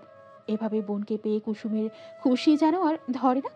আর কুসুমের হাসি মুখটাও বড্ড বেশি সুখ দিচ্ছে রাফসানকে। ইতিমধ্যে অনিককে খবর দিয়ে দিয়ে এসেছে চাপা। অনিকও ফেরার সময় সাধ্যমতো বাজার করে এনেছে। রাফসানরা চলে যেতে চাইলেও না খেয়ে কিছুতেই যেতে দেয়নি অনিক আর চাপা। পূর্বের সমীকরণ যাই থাক, এই চারটা এর মধ্যে নতুন করে এক সম্পর্ক তৈরি হয়েছে। চাপা অবশ্য নিজের কৃতকর্ম আর তখনকার ব্যবহারে কিছু লজ্জিত আর সংকোচে ছিল, কিন্তু রাফসানের আন্তরিক ব্যবহারের কাছে তা বেশিক্ষণ টিকতে পারেনি। রান্না করে বসে রান্না করছে 2 বোন, সেই সাথে টুকিটাকি গল্প। এইটুকু সময়ের মধ্যে চাপা চলে আসার পরের সব ঘটনা চাপাকে জানিয়ে ফেলেছে কুসুম। চাপাও অবশ্য বেশ খুশি, কারণ সেদিন যদি সে না পারিয়ে আসতো তাহলে তার জনদ দুঃখিনী বোন আজ এই দিনটা দেখতে পেত না। মনে মনে রাফসানের প্রতি শ্রদ্ধা বেড়ে যায় চাপার। গল্পের এক পর্যায়ে কুসুমকে জিজ্ঞেস করে চাপা, আপা, তুই কি দুলাভাইকে মেনে নিয়েছিস? মানে আমি বলতে চাইছি, তোদের কি স্বামী স্ত্রীর মতো স্বাভাবিক সম্পর্ক হয়েছে? না, হয়নি। মানুষটা অনেক ভালো রে, আমার সাথে কোনো অসভ্যতা করেনি, আর না কোনো জোর জবরদস্তি। তুই কি সায়ন ভাইকে ভুলতে পারিসনি আপা? ভালোবাসা কি এত সহজে ভোলা যায়? দেখ আপা, তোকে কয়েকটা কথা বলি। যে মানুষটা চলে গিয়েছে সে কিন্তু ফিরে আসবে না। আর চলে যাওয়া মানুষটার জন্য তোর মনে জায়গা থাকলেও বাস্তবে তাকে না টানাই ভালো। এতে সমস্যা বাড়বে বই কমবে না। আর যে মানুষটা তোর অতীত জেনেও তোকে এতটা সম্মান দিল, তাকে বঞ্চিত করিস না তার অধিকার থেকে। আর তাছাড়া রাফসান ভাইয়ের চোখে আমি তোর জন্য ভালোবাসা দেখেছি। কিন্তু দ্বিতীয়বার কি ভালোবাসা যায়? দ্বিতীয় ভালোবাসা বললে কিছু হয় না রে। প্রত্যেক ভালোবাসাই আলাদা আলাদা অনুভূতি বহন করে, তাই প্রত্যেক ভালোবাসাই প্রথম ভালোবাসা। চাপার কথাগুলো যেন হৃদয়ে নাড়া দিল কুসুমের। কেননা রাফসান নামক মানুষটির জন্য কিছুদিন ধরে তার মায়া নামক অন্তরের গোপন অনুভূতিরা ছুটে চলেছে। আজ সেই অনুভূতিতে কিছুটা রং মিশিয়েছে চাপা। কুসুমদের গাড়ি এসে থামলো প্রকাণ্ড এক দোতলা বাড়ির সামনে। বেশ পুরনো বাড়িটি, তবে আভিজাত্যের ছাপ স্পষ্ট। গাড়ি থামতেই কয়েকজন মহিলা আর কিছু কচিকাঁচা ছুটে এলো তাদের অভ্যর্থনা জানাতে। এদের মধ্যে সেদিনের সেই মহিলাও আছেন যিনি কুসুমকে খাইয়ে দিয়েছিলেন বিয়ের দিন রাতে। এত মানুষ দেখে কুসুমও বেশ হকচকিয়ে গেল, কেননা কে কি হয় তার পক্ষে মনে রাখাও সম্ভব নয়। রাফসান গাড়ি থেকে নেমেই কুশল বিনিময় করতে লাগলো সবার সাথে। ইতিমধ্যে সারা বাড়িতে অনেক মানুষ উপস্থিত হয়েছে নতুন বউ দেখতে। কুসুম যেহেতু গ্রামের মেয়ে, তাই তার কাছে এসব খুবই স্বাভাবিক। এর মাঝে তাদের খাওয়া দাওয়ার আয়োজন সম্পন্ন হয়েছে। খাওয়া দাওয়া শেষে কুসুমকে নিয়ে রাফসান দাদির ঘরে গেল। কালো রঙের একটা বনেদি খাটে ধবধবে সাদা বিছানার চাদর পাতা, আর সেখানেই শুয়ে আছেন ভদ্রমহিলা। বেশ বয়স্ক হলেও তার চেহারার এখনো জৌলুস রয়েছে। দেখেই বোঝা যায় বয়সকালে বেশ সুন্দরী ছিলেন তিনি। বিছানার এক পাশে বসে আলতো করে ভদ্রমহিলার গায়ে হাত দিল রাফসান। অতপর ধীর গলায় ডাকল, দাদি। ভদ্রমহিলা তন্দ্রাচ্ছন্ন ছিলেন। রাফসানের ডাকে চোখ মেলে তাকালেন, তারপর আদুরে গলায় বললেন, দাদু ভাই তুমি নাকি? হ্যাঁ দাদি, আমি এসেছি। হ্যাঁ, টের পেয়েছি। ঠিক বুড়োর মতো গায়ে গন্ধ। বুড়ো বেঁচে থাকলেও আমাকে এইভাবে ঘুম থেকে তুলতো। তা দাদু ভাই, আমার নাত বউ কই? এসেছে তো? কুসুম এগিয়ে আসে দাদির কাছে। এই বসে সরে গিয়ে কুসুমকে বসার জায়গা করে দিল রাফসান। কুসুম এগিয়ে গিয়ে ভদ্রমহিলার পাশে বসতে বসতে বলল, আসসালামু আলাইকুম দাদি। ওয়ালাইকুম আসসালাম। তুমি কেমন আছো দাদু ভাই? দেখি তোমার মুখটা। ভদ্রমহিলা দুহাতে কুসুমের মুখ তুলে রাফসানকে বললেন, কিছুই তো চোখে দেখি না দাদু ভাই, ও পাশে থেকে চশমাটা দাও। চশমা পরেই কুসুমকে দেখে চোখ জুড়িয়ে গেল ভদ্রমহিলার। কুসুমের মাথায় আদর করতে করতে বললেন, মাশাল্লাহ, সুন্দর বউ হয়েছে। রাফসান দাদু ভাই, আলমারিতে দেখো একটা কাঠের বাক্স আছে, ওটা আমারে দাও। কাঠের বক্স খুলতেই বেশ অনেকগুলো ভারী ভারী গয়না দেখা গেল। বোঝাই যাচ্ছে সেগুলো বনেদি গয়না, সেই সাথে অনেক ভারী ভারী আর পুরনো মডেলের। বক্স থেকে এক জোড়া বালা বের করে তিনি কুসুমের হাতে দিলেন, তারপর বললেন, বুড়ো বেঁচে থাকতে এইগুলো গড়াই দিছিল। আর সেও নাই, আমার 3 কাল 1 কালে ঠেকছে, তাই এগুলো রাখছি নাতনি আর নাত বউদের জন্য। তার নতুন বউ হাদিয়া পছন্দ হয়েছে? জি দাদি। তয় আলহামদুলিল্লাহ, সুখী হও দাদু ভাই, আমার বংশবৃদ্ধি করো। দাদির কথায় রাফসান আর কুসুম দুজনেই লজ্জা পেয়ে গেল। পরের দিন ভোর ভোর তারা রওনা দিল বাড়ির পথে। গাড়ির মধ্যে সারা রাস্তা ঘুমিয়েছে কুসুম, আর রাফসান জেগে জেগে কুসুমের ঘুমন্ত মুখ দেখেছে। কত মায়া যে লুকিয়ে আছে সেই মুখে, তা কেবল রাফসানই জানে। কুসুমের ঘুম ভাঙতেই দেখলো রাফসান তার দিকে হাঁ করে তাকিয়ে আছে। কুসুম বেশ অপ্রস্তুত হয়ে গেল, আর সেই সাথে রাফসান নিজেও। ধরা খেয়ে রাফসান আমতা আমতা করে বলল, মানে বলছিলাম কি, চা খাবেন? খাওয়াই যায়। তাহলে গাড়ি দাঁড় করাতে বলি। আচ্ছা। তারপর রাস্তার ধারের দোকান থেকে চা খেয়ে তারা রওনা দিল বাড়ির পথে। আঁকা বাঁকা ছবির মতো পথ পাড়ি দিয়ে তারা পৌঁছলো তাদের গন্তব্যে। কুসুমরা গ্রাম থেকে এসেছে 2 দিন হয়েছে। এর মধ্যে পুরোদমে কাজে লেগে গিয়েছে রাফসান। বিয়ের কটা দিন ব্যবসায় যা অবহেলা হয়েছে খেটে পুষিয়ে নিতে চায় সে। এদিকে চাপার কাজ থেকে ফিরে আসার পর কুসুম ঠিক করেছে রাফসানের সাথে দূরত্ব মিটিয়ে নেবে সে। তাকে দেবে স্বামীর অধিকার। সেই চিন্তা করেই রাতের বেলা সবাইকে খেতে দিয়ে ঘরে যায় কুসুম। লাল টকটকে জামদানি শাড়ি পরে নেয় সে, চুলগুলো ছেড়ে দেয়, সেই সাথে হালকা সাজ আর গয়না। তারপর অপেক্ষা করতে থাকে রাফসানের জন্য। সে জানে ঠিক এই সময় রাফসান ঘরে ফিরবে। এভাবেই অনেকটা সময় কেটে যায়, কিন্তু রাফসানের ফিরে আসার নাম নেই। এদিকে বারবার ঘড়ির দিকে তাকায় কুসুম। না, এতক্ষণে তো রাফসান ফিরে আসে। আজ কি হলো? বুকের মধ্যে বিষাদের সুর বেজে ওঠে কুসুমে। প্রিয়জনের জন্য অপেক্ষার প্রহরগুলো কেন যে এমন স্বস্তিহীন হয় কে জানে। এদিকে রাফসানের বাবা এক ধ্যানে খেয়ে যাচ্ছিলেন। বলতেই হবে তার বৌমার হাতের রান্না খাসা। ধ্যান ভাঙল মোবাইলের রিংটনে। রাফসানদের কর্মচারী তুহিন কল দিয়েছে, রিসিভ করলেন তিনি। হ্যালো তুহিন, বল। রাফসানের বাবার হাত থেকে ফোনটা পড়ে গেল। মাথার মধ্যে চক্কর দিচ্ছে। একই শুনলেন তিনি। পাশ থেকে সৈয়দা বেগম জিজ্ঞেস করেন, কি হয়েছে? রাফসানের অ্যাক্সিডেন্ট হয়েছে। কথাটা শোনা মাত্রই সৈয়দা বেগমের বুকে শোকের মাতল উঠল। সজোরে কান্না করে উঠলেন তিনি, সেই সাথে বিলাপ করতে লাগলেন। আমি জানতাম আমার ছেলে বাঁচবে না। আমার মায়ের মন, এই কালনাগিনী ঘরে তুলে আমার সংসার ছারখার হয়ে গেল গো। আমার তো একটাই ছেলে, ওই স্বামীখোর ডাইনি বাঁচতে দিল না আমার ছেলেকে। আমি এখন কি নিয়ে বাঁচব? ওই রাফসানের বাপ, তুমি আমারে নিয়ে চলো, আমার বুকের মানিককে দেখব। সবকটা কথাই কুসুমের কানে এলো, কিন্তু এখন সেদিনের নজর নেই কুসুমের। রাফসানের জীবনী আজ তার বড় চাওয়া। কাঁদতে কাঁদতে কুসুম রাফসানের বাবার কাছে সে মিনতি করল, বাবা আপনার 2 পায়ে পড়ি আমি, আমাকে নিয়ে যান ওর কাছে। আমি ওকে একটাবার দেখতে চাই। কথাটা শোনা মাত্র কুসুমের শাশুড়ি কুসুমের চুলের মুঠি ধরে তাকে টানতে টানতে ঘরে নিয়ে গেল। তারপর বাইরে থেকে দরজা দিয়ে বলতে লাগলো, অপয়া মেয়ে মানুষ, আজ শুধু তোর জন্য ছেলেটা আমার অ্যাক্সিডেন্ট করছে। আগে ছেলের অবস্থা দেখে আসি। তারপর ফিরে এসে তোকে তাড়াবো। এই বলে হন হন করে বেরিয়ে গেলেন হাসপাতালের উদ্দেশ্যে। রাফসানের বাবাও কথা বানানো না তার সে মনের অবস্থা নেই। হাঁটা দিল স্ত্রীর পিছু পিছু। অ্যাক্সিডেন্ট, ঠিক এমনই একটা অ্যাক্সিডেন্ট কুসুমের জীবন থেকে সব কেড়ে নিয়েছিল। সেদিন কুসুমের সাথে ফোনে কথা বলতে বলতেই বিদেশের রাস্তায় হাঁটছিল সায়ন। অন্যমনস্ক হয়ে রাস্তা পার হতেই একটা গাড়ি এসে ধাক্কা দিয়ে চলে যায় তাকে। সেদিনই পৃথিবী থেকে বিদায় নেয় সায়ন। সেই সাথে বিদায় নেয় কুসুমের সুখ আর আনন্দ। সায়নের মৃত্যুর পর কুসুম ফোনটা বিসর্জন দেয় পুকুরের পানিতে। শাশুড়ি বাইরে থেকে দরজা দিয়ে যাওয়ার পর কুসুম আর সময় নষ্ট করে না। উঁচু করে তারপর 2 রাকাত নফল নামাজ পড়ে মোনাজাত ধরে। হে আল্লাহ, হে রহিম রহমান, আজ তুমি প্রমাণ করে দিলে আমি সত্যি অপয়া। সবাই ঠিক বলে, কিন্তু আল্লাহ আমি নিজে তো নিজেকে তৈরি করিনি, তুমি তৈরি করেছো আমায়। তবে কেন আমায় পৃথিবীতে পাঠালে তুমি? আমার জন্য সায়ন মরেছে, আর যখন রাফসানকে মনের কথা বলতে যাব তারও এত বড় ক্ষতি হয়ে গেল। হে মাহমুদ, আমার মতো রাক্ষসী বেঁচে থেকে লাভটা কি? তোমার প্রাণ চাইতো, আমার প্রাণ নাও, কিন্তু রাফসানকে বাঁচিয়ে দাও।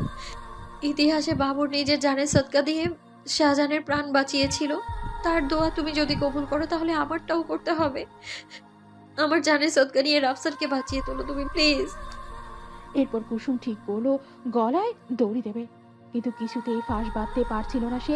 বাধ্য হয়ে সারা ঘর খুঁজতে লাগলো এমন কিছু যা দিয়ে নিজের জানের সৎকা দেওয়া যায়। সারা ঘর খুঁজে ইঁদুর মারা এক শিশি বিষ খুঁজে পেল সে রাফসানের ঘরে। সেইটাই খেয়ে নিল সে। তারপর 2 চোখ আস্তে আস্তে বুঝে এলো তার। কুসুমের জ্ঞান ফিরতেই সে খেয়াল করলো সে হাসপাতালের বেডে শুয়ে আছে। আশেপাশে তাকাতেই দেখলো রাফসানের বাবা আর রায়া দাঁড়িয়ে আছে। সব থেকে অবাক করার বিষয়, বেডের সামনের চেয়ারে রাফসান বসে আছে। কুসুম বুঝতে পারছে না সে স্বপ্ন দেখছে কিনা। নিজের হাতে চিমটি কাটতে গিয়ে দেখে স্যালাইনের নল হাতে লাগানো। তার মনের কথাটা বুঝতে পেরে রাফসান বলে, তুমি স্বপ্ন দেখছো না সব সত্যি? কিন্তু কিন্তু কি? তোমার তো অ্যাক্সিডেন্ট হয়েছিল, হ্যাঁ। কিন্তু তুমি তো সুস্থ। আসলে কি হচ্ছে আমার সাথে? দাঁড়াও, বোঝাচ্ছি তোমাকে। এই বলে রাফসান রায়ার দিকে তাকিয়ে চোখ ইশারা করে। রায়া ইশারার মানে বুঝতে পেরে বাবার দিকে তাকায়। তারপর বলে, বাবা, তোমার তো অনেক ধকল গেল, সারা রাত ঘুমোনি, চলো চা খাইয়ে আনি। হ্যাঁ তাই চল। রায়া বাবাকে নিয়ে বের হয়ে গেলেই 2 হাত দিয়ে কুসুমকে আঁকড়ে ধরে রাফসান। তারপর রাগী গলায় বলে, এসব কি পাগলামি করেছো তুমি কুসুম? কেন করেছো? আমার সাথে থাকা কি এতটা অসম্ভব যে নিজেকে শেষ করে দিতে গেছিলে? আমাকে বললে আমি নিজে তো ছেড়ে দিতাম তোমাকে। তুমি আমায় ভুল বুঝছো রাফসান। আমি তো ভেবেছিলাম তুমিও আমায় ছেড়ে চলে গিয়েছো, আর তাই তো। উত্তেজনায় কুসুম বুঝতেই পারেনি সে রাফসানকে তুমি বলে ফেলেছে। কুসুমের মুখে তুমি শুনে রাফসান তো অবাক। হাসি হাসি মুখে জিজ্ঞেস করে, কি বললে? ওই কি বললাম? তুমি আমাকে তুমি বললে? ও সরি, খেয়াল করিনি। এবার যদি তুমি থেকে আবার আপনি বলেছ, আমি কিন্তু সত্যিই তোমাকে ছেড়ে চলে যাব। রাফসানের মুখ চেপে ধরে কুসুম এক হাত দিয়ে, খবরদার না। কিন্তু আমি বুঝতে পারছি না, তোমার অ্যাক্সিডেন্টের খবরটা কি মিথ্যে ছিল? হুম, অ্যাক্সিডেন্ট হয়েছে, তবে গুরুতর না। অফিসে সিঁড়ি দিয়ে তাড়াতাড়ি করে নেমে বাড়ি আসছিলাম, হঠাৎ পা পিছলে পড়েছে।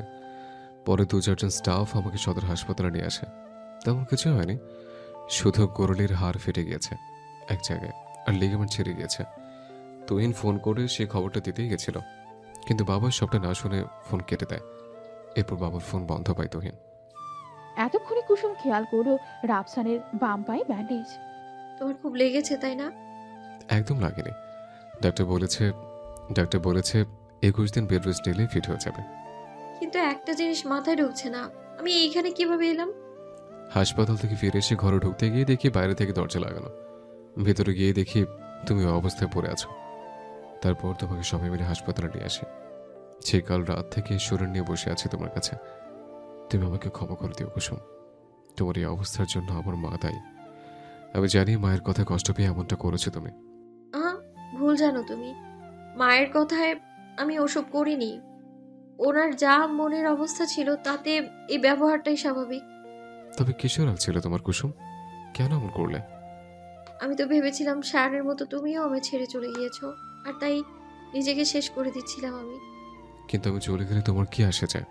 আসে যায়, কেন এসে যায়? কারণ আমি তোমায় ভালোবাসি, অনেক ভালোবাসি। তোমায় ছাড়া থাকতে পারবো না আমি। কি কি বললে তুমি? ভালোবাসি প্রিয়। এবার সম্ভবত আমি স্বপ্ন দেখছি।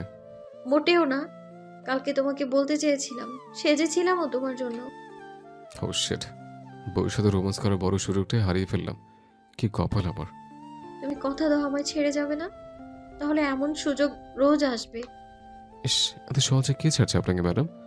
তবে তুমিও কথা দাও, এমন পাগলামি আর করবে না। তুমি পাশে থাকলে করব না। Good girl. শোনো, আমায় একটু জড়িয়ে ধরবে? ওলে বাবা, কি মিষ্টি আবদার। তারপর কুসুমকে জড়িয়ে ধরে বুকের সাথে মিশিয়ে নেয় রাফসান। এমন সময় রায়া আর রাফসানের বাবা হাজির। ওদের এই অবস্থায় দেখে রাফসানের বাবা লজ্জা পেয়ে দরজার কাছ থেকে সরে যায়, আর রায়া দু হাতে মুখ ঢেকে বলে, ইস, ভুল সময়ে এন্ট্রি নিয়েছি। রায়ার কথায় লজ্জা পেয়ে দুজন দুজনকে ছেড়ে দেয়।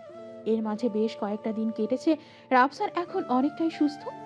আগামী সপ্তাহ ব্যান্ডেজ কাটতে যাবে সে।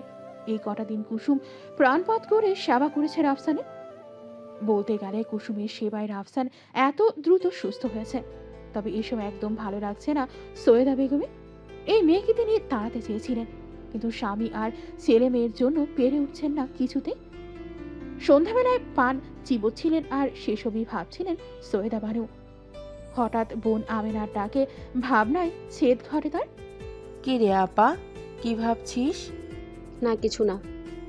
বলছি কি, অনেক দিন হয়ে গিয়েছে এসেছি।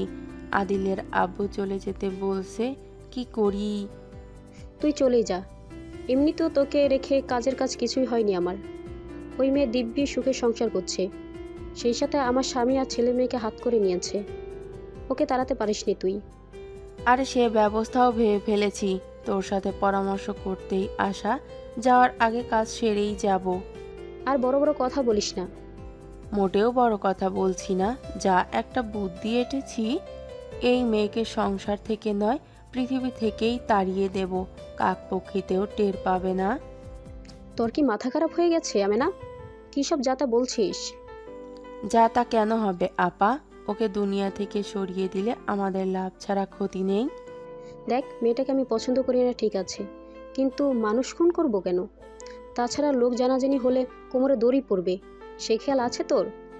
আরে না, তুই এত ভয় পাচ্ছিস কেন? আমার কাছে ভালো একটা প্ল্যান আছে, আগে শুনেই দেখ। কিন্তু কোনো কিন্তু না, তুই শোন। ওই মেয়ে প্রতিদিন সকালে সবার আগে উঠে রান্নাঘরে যায় তো। তা যা। আমাদের বেশি কিছু করতে হবে না, শুধু রাতে ঘুমানোর আগে গ্যাসের পাইপটা লিক করে আসবো। সারা রাত রান্নাঘরে একটু একটু করে গ্যাস ছড়াবে। সকালে চুলা জ্বালাতেই ওর ভবলীলা সাঙ্গ। অত ভোরে তো কেউ ওঠে না, আর রাফসানের ও পক্ষে ওই পা নিয়ে দ্রুত ছুটে আসা সম্ভবও নয়। সবাই এইটাই ভাববে অসাবধানতা বশত আগুন লেগে মারা গিয়েছে মেয়েটা। আমাদের কেউ সন্দেহ করবে না। এসব না করলে হয় না? একটা কথা ভালো করে শুনে রাখ আপা, আজকে ওই মেয়ে তোর স্বামী আর ছেলে মেয়েকে হাত করেছে, কিন্তু এমন একদিন আসবে গোটা সংসারটাই ও হাতে নিয়ে নেবে, আর সেদিন তোর কোনো জায়গা থাকবে না এই সংসারে। এখন তুই যদি তাই চাস তো ঠিক আছে, দরকার নেই এসবের। না না, আমার সংসার আমি কখনো কারো হাতে ছেড়ে দিব না। তাহলে রাজি হয়ে যা। ঠিক আছে, যা ভালো বুঝিস কর। এই কথা বলে সৈয়দা বেগম দরজার দিকে তাকালেন। একসময় তিনি খেয়াল করলেন দরজার আড়াল থেকে একটা ছায়া সরে গেল। গলাটা শুকিয়ে এলো সৈয়দা বানুর।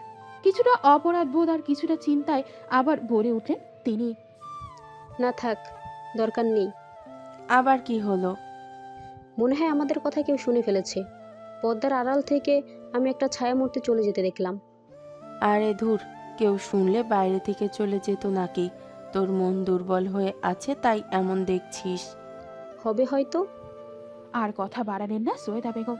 সারাদিনের সব কাজের পর রাতে সবাইকে খেতে দিয়ে রান্নাঘরের সব কাজ সেরে সবে রাফসানের খাবার নিয়ে ঘরে এসেছে কুসুম।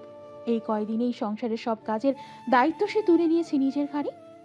এদিকে কুসুম বেরিয়ে যেতেই নিজেদের প্ল্যান মাফিক কাজ সেরে নিল দুই বোন। যদিও সৈয়দা বেগমের মনে সংশয় কাজ করছে, কিন্তু বোনের কাছে সে অসহায়।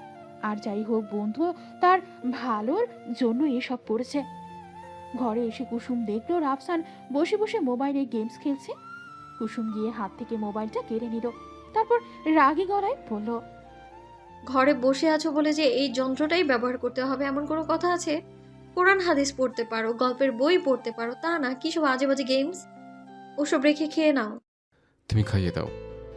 ফ্র্যাকচারটা পায়ে হয়েছে, হাতে নয়, সেটা মনে আছে তো? তো আমার বউয়ের হাতে আমি খাবো, কোন ছেলে কি করবে? ইস, মুখের কি ভাষা! তাতে কি হয়েছে? নিজের বউয়ের সামনেই তো বলছে। আর তাছাড়া তোমার ভাইও তো আমার শালা। শালা খারাপ ভাষা না, আদরের ডাক। হয়েছে হয়েছে, আর ভাষা চর্চা করতে হবে না। নাও, হাঁ করো তো। তুমি খাবে না? আগে খেয়ে নাও, খেয়ে ঘুমাও, তারপর খাবো। হুম, আমার সাথেই খাবে, এই প্লেট থেকেই খাবে। কারণ খাওয়ার নাম করে তুমি আরো দেরি করবে। আমার আবার কাউকে না চড়ালে ঘুম হয় না। তাই বুঝি? তাই তো। যদি কখনো আমি না থাকি কি করবা তুমি? এত নির্ভরশীল হয়েও না আমার উপর। যদি আমি না থাকি তোমায় তো বাঁচতে হবে। তুমি আবার কোথায় যাবে? কোথায় আর যাব? মানুষের হায়াত মৌতের কথা কি বলা যায়? আজ আছি, কাল নেই। একদম চুপ। আবার যদি এসব বলেছো তো খুব খারাপ হয়ে যাবে কিন্তু। আর আমার আল্লাহ পরম দয়ালু, অসীম করুণাময়। আমার তার উপর ভরসা আছে, তিনি এত সহজে আমার ভালোবাসা কেড়ে নেবেন না। বলতে বলতে গলাটা ধরে এলো রাফসানের। চোখ দিয়ে দু ফোঁটা পানি গড়িয়ে পড়ল। রাফসানের চোখের পানি মুছিয়ে দিয়ে কুসুম বলল, ধুর, এ পাগল, আমি এখনো মরিনি। খাওয়া শেষ হতেই প্লেট নিয়ে রান্নাঘরে চলে গেল কুসুম। মৃত্যুর কথা তার কোনো কেন মনে হলো না সে নিজেও জানে না। তবে তার মনের মধ্যে কেমন যেন কুড়াচ্ছে, মনে হচ্ছে খুব খারাপ কিছু হতে চলেছে। পরের দিন সকালবেলা কুসুমের ঘুম ভাঙতে সে দেখল রাফসান তাকে জড়িয়ে ধরে শান্তি করে ঘুমাচ্ছে। রাফসানের কপালে আলতো করে চুমু দিয়ে ওয়াশরুমের দিকে আগালো সে। তারপর অজু করে নামাজ পড়ে নিল সে। ফজরের নামাজ পড়ে উঠে যাচ্ছিল কুসুম সকালের কাজের উদ্দেশ্যে। আবার কি মনে করে কোরআন শরীফের দিকে নজর গেল তার। খুব ইচ্ছে হলো তিলাওয়াত করার। রাফসানের ঘুম সবে ভেঙেছে কুসুমের মিষ্টি সুরের তিলাওয়াতে। কুসুমের তিলাওয়াত শুনতে খুব ভালো লাগছে তার। ঘুম ঘুম স্বরে রাফসান বলল, বাহ কুসুম, তুমি তো খুব সুরলে গলে তিলাওয়াত করো। আচ্ছা ঠিক আছে, তুমি যখন উঠেই পড়ছো তাহলে তোমার চাটা বানিয়ে আনি। এই বলে রান্নাঘরের দিকে পা বাড়ালো কুসুম। রান্নাঘরে গিয়ে চুলার পানি বসিয়ে সবে মাত্র গ্যাস অন করতে যাবে কুসুম, এমন সময় কুসুমের শ্বশুর এসে ডাক দিল, বৌমা। হ্যাঁ বাবা, চা খাবেন তো? দাঁড়ান, গ্যাসটা অন করে আসি। না বৌমা, তুমি গ্যাস অন করবে না। কেন বাবা? দাঁড়াও বলছি, আগে অন্যদেরও ডাকি। রাফসানের বাবা চিৎকার করে ডাকতে থাকলেন সবাইকে। ডাক শুনে রায়া আর রাফসান সবাই ছুটে এলো। রাফসান ক্রেসে ভর দিয়ে কোনো মতে আসতে পেরেছে বটে, তবে এসেই ডাইনিং এর চেয়ারে বসে পড়ল। এদিকে সৈয়দা বেগম আর আমেরা বেগম নিশ্চিত হয়েছে কুসুমের গায়ে আগুন লেগেছে, তাই তারাও ছুটে এলো। কিন্তু এসে কুসুমকে এভাবে দাঁড়িয়ে থাকতে দেখে হক চুকিয়ে গেল দুই বোন। রাফসান আর রায়া হা করে তাকিয়ে আছে বাবার দিকে। জন্ম থেকেই তারা দেখে এসেছে তাদের বাবা শান্তশিষ্ট মানুষ, সবকিছু সমঝোতায় মিটিয়ে নেন। সেই মানুষকে এভাবে চেঁচাতে দেখে দুজনেই অবাক। বিস্মিত গলায় রাফসান জিজ্ঞেস করল, বাবা কি হয়েছে তোমার? তুমি তো এভাবে চেঁচাও না। কি হয়েছে সেটা তোর মা আর খালাকে জিজ্ঞেস কর, আমি এক্ষুনি পুলিশে ফোন দেব। কিন্তু কেন বাবা? আমি তো কিছু বুঝতে পারছি না। হয়েছেটা কি মা? মা তুমি কিছু জানো? ভয় একপাশে জড়সড় হয়ে দাঁড়িয়ে আছে আমেরা বেগম আর সৈয়দা বেগম। সৈয়দা বেগম আমতা আমতা করে উত্তর দিলেন, কই না না না না তো। বাবা তুমি প্লিজ বলবে কি হয়েছে, এভাবে রহস্য না করে। কি হয়েছে শুনলে অবাক হয়ে যাবা। তোর মা আর খালা বউকে খুন করার ব্যবস্থা করেছে। কথাটা শোনা মাত্র কুসুম, রাফসান, রায়া তিনজনেই অবাক হয়ে গেল। কি যাতা বলছো বাবা, মাথা ঠিক আছে? আমি ঠিকই বলছি, কাল রাতে দুই বোন মিলে গ্যাসের পাইপ লিক করে রেখেছে, যাতে বৌমা গ্যাস জ্বালানো মাত্রই গায়ে আগুন লেগে মারা যায়। কি বৌমা, তুমি রান্নাঘরে গ্যাসের গন্ধ পাওনি? হ্যাঁ একটু গন্ধ পেয়েছে, কিন্তু। কোনো কিন্তু না, এসব আমি কাল রাতে নিজের কানে শুনেছি। ভেবেছিলাম সৈয়দা বোনের কথায় রাজি হবে না। সৈয়দা 27 বছরের সংসার জীবনেই এটুকু বিশ্বাস ছিল আমার, কিন্তু আমি অবাক হয়ে গেলাম। একটা ভুল মানুষের সাথে এত বছর সংসার করেছি আমি। ছি। বাবা যা বলছে তা কি সত্যি মা? তুমি সত্যি জঘন্য কাজটা করেছো? সৈয়দা বেগম চুপ করে আছে, একটাও কথা বলছেন না। আজ নিজের মানুষদের সামনে কাঠগড়ায় দাঁড়িয়েছেন তিনি। পাশ থেকে আমেনা বেগম উত্তর দিলেন, মোটেই না। আপনার কাছে কি প্রমাণ আছে দুলাভাই? প্রমাণ? প্রমাণ লাগবে? ঠিক আছে, এখন তুমি নিজে গ্যাস জ্বালিয়ে আমাকে প্রমাণ করবে আমি ভুল। আমেনা বেগম 2 কদম পিছিয়ে গেলেন, তারপর বললেন, আমি কেন জ্বালাবো? আমি পারবো না। আপা, তুই কিছু বল। পাশ থেকে সৈয়দা বেগম উত্তর দিলেন, হ্যাঁ রাফসানের আব্বা, তুমি যা বলেছো সব সত্যি। আমরা কুসুমকে মারতে চেয়েছিলাম। কথাটা শোনা মাত্র রাফসানের মাথার মধ্যে চক্কর দিয়ে উঠল। আর কোনো কথা বলল না সে। আমি এক্ষুনি পুলিশে ফোন করছি, আশা করি কারও কোনো আপত্তি নেই। পাশ থেকে কুসুম বলে উঠল, বাবা আপনার কি মাথা খারাপ হয়েছে? ঘরের ব্যাপার ঘরেই মেটান, পুলিশ ঢুকলে বাড়ির সম্মান থাকবে? আর তাছাড়া আমার কোনো অভিযোগ নেই মায়ের উপর। কোনো মা চাইবে ছেলে একটা বিধবা অপয়া নিয়ে সংসার করুক? আমি মা হলে হয়তো আমিও চাইতাম না। আর এখানে আসার পর যে সম্মান আপনি, আপনার ছেলে আর রায়া আমায় দিয়েছে, সেটাই তো আমার জন্য অনেক বেশি।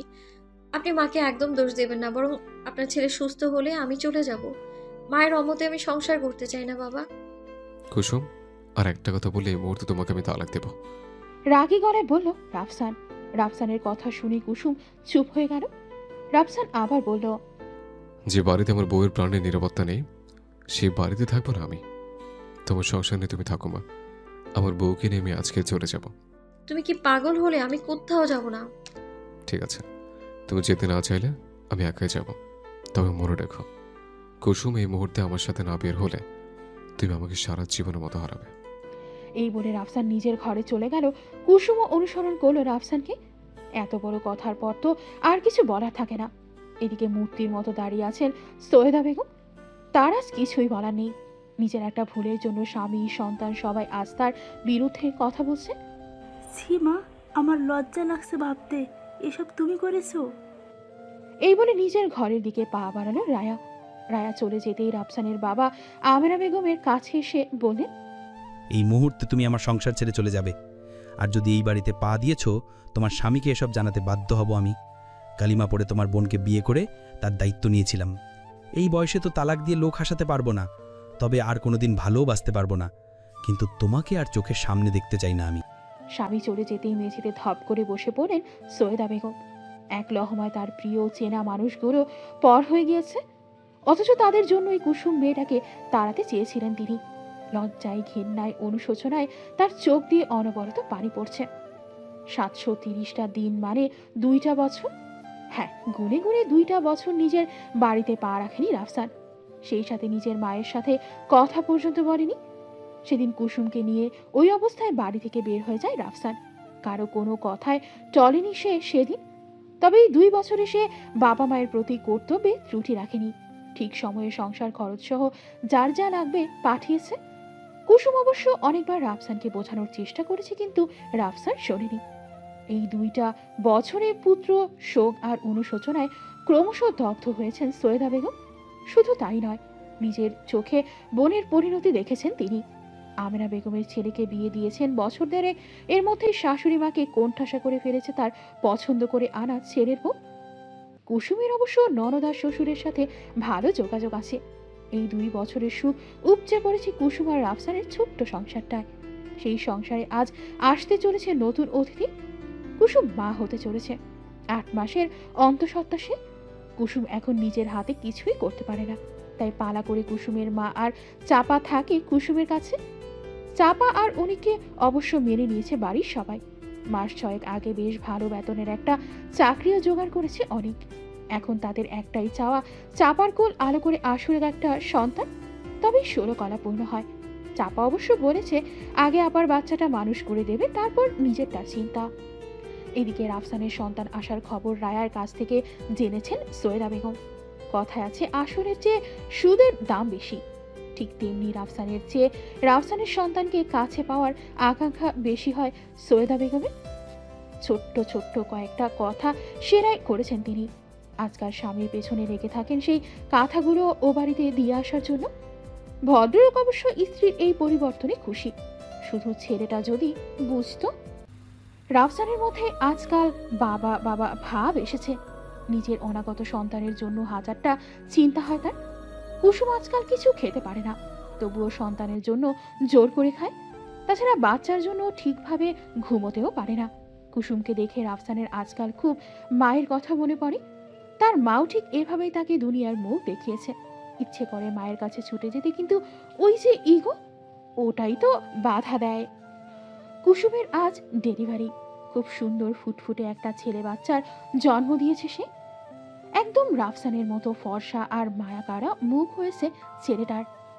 কুসুমের মা বাচ্চাকে নিয়ে বসে আছে, আর ঠিক পাশের বেডে শুয়ে আছে কুসুম। রাফসান ঠিক তার পাশেই বসে আছে, কুসুমের হাতটা ধরে। ওটিতে নিয়ে যাওয়ার সময় কয়েক মুহূর্তের জন্য কুসুমকে হারিয়ে ফেলার ভয় হচ্ছিল তার। তাই কুসুমকে বেডে দেওয়ার পর থেকেই হাত ধরে বসে আছে সে। এমন সময় মামি আর মায়ের সাথে কুসুমের কেবিনে ঢুকলেন সৈয়দা বেগম। মাকে দেখে রাফসান উল্টো দিকে ফিরে রইল। সব লাজ লজ্জা ভুলে ছেলের কাঁধে হাত দিলেন সৈয়দা বেগম। তারপর বললেন, মাকে আর কত শাস্তি দিবি বাবা? আমার দাদু ভাইয়ের জন্য কি ক্ষমা করা যায় না? রাফসান আর নিজেকে সামলাতে পারল না, পেছন ঘুরে জড়িয়ে ধরল মাকে। তারপর সেই ছোট্টবেলার মতো কাঁদতে লাগলো। মা ছেলের এতদিনের মান অভিমানের পালা বুঝি শেষ হলো। কুসুমের চোখেও পানি। সৈয়দা বেগম ধীর পায়ে কুসুমের কাছে এগিয়ে গিয়ে বসলেন। তারপর বললেন, মারে, অপয়া বলে তোকে অনেক অপমান করেছি, কিন্তু আজ বুঝতে পেরেছি তুই আমার ঘরের লক্ষ্মী। আমাকে মাফ করে দে মা, কিন্তু আমার দাদু ভাইকে আলাদা করিস না আমার থেকে। ওকে নিয়ে ফিরে চল, কথা দিচ্ছি, অভিযোগের সুযোগ দিব না। তারপর কুসুমের মায়ের কাছ থেকে রাফসানের ছেলেকে নিলেন রাফসানের মা। নাতিকে দেখে চমকে উঠলেন তিনি। ঠিক রাফসানের ছোটবেলার মুখটা বসানো। নাতির মুখ দেখে তিনি বললেন, দাদু ভাইয়ের তো নাম রাখা লাগবে। পাশ থেকে রায়া উত্তর দিল, ওর নাম আমি ঠিক করে ফেলেছি, ওর নাম হবে রায়ান, ফুফির রায়ান। রায়ার কথায় মুখ বাঁকিয়ে চাপা বলল, এই যে বেয়ান সাহেব, এই কয় মাস কষ্ট করলাম আমি, আর নাম হবে আপনার সাথে মিলিয়ে? মোটেই না, ওর নাম হবে খালামুনির সাথে মিলিয়ে, ওর নাম হবে চাঁদ। না, রায়ান। এভাবেই খুনসুটিতে মেতে উঠল পুরো পরিবার। আজ যে তাদের খুশির দিন।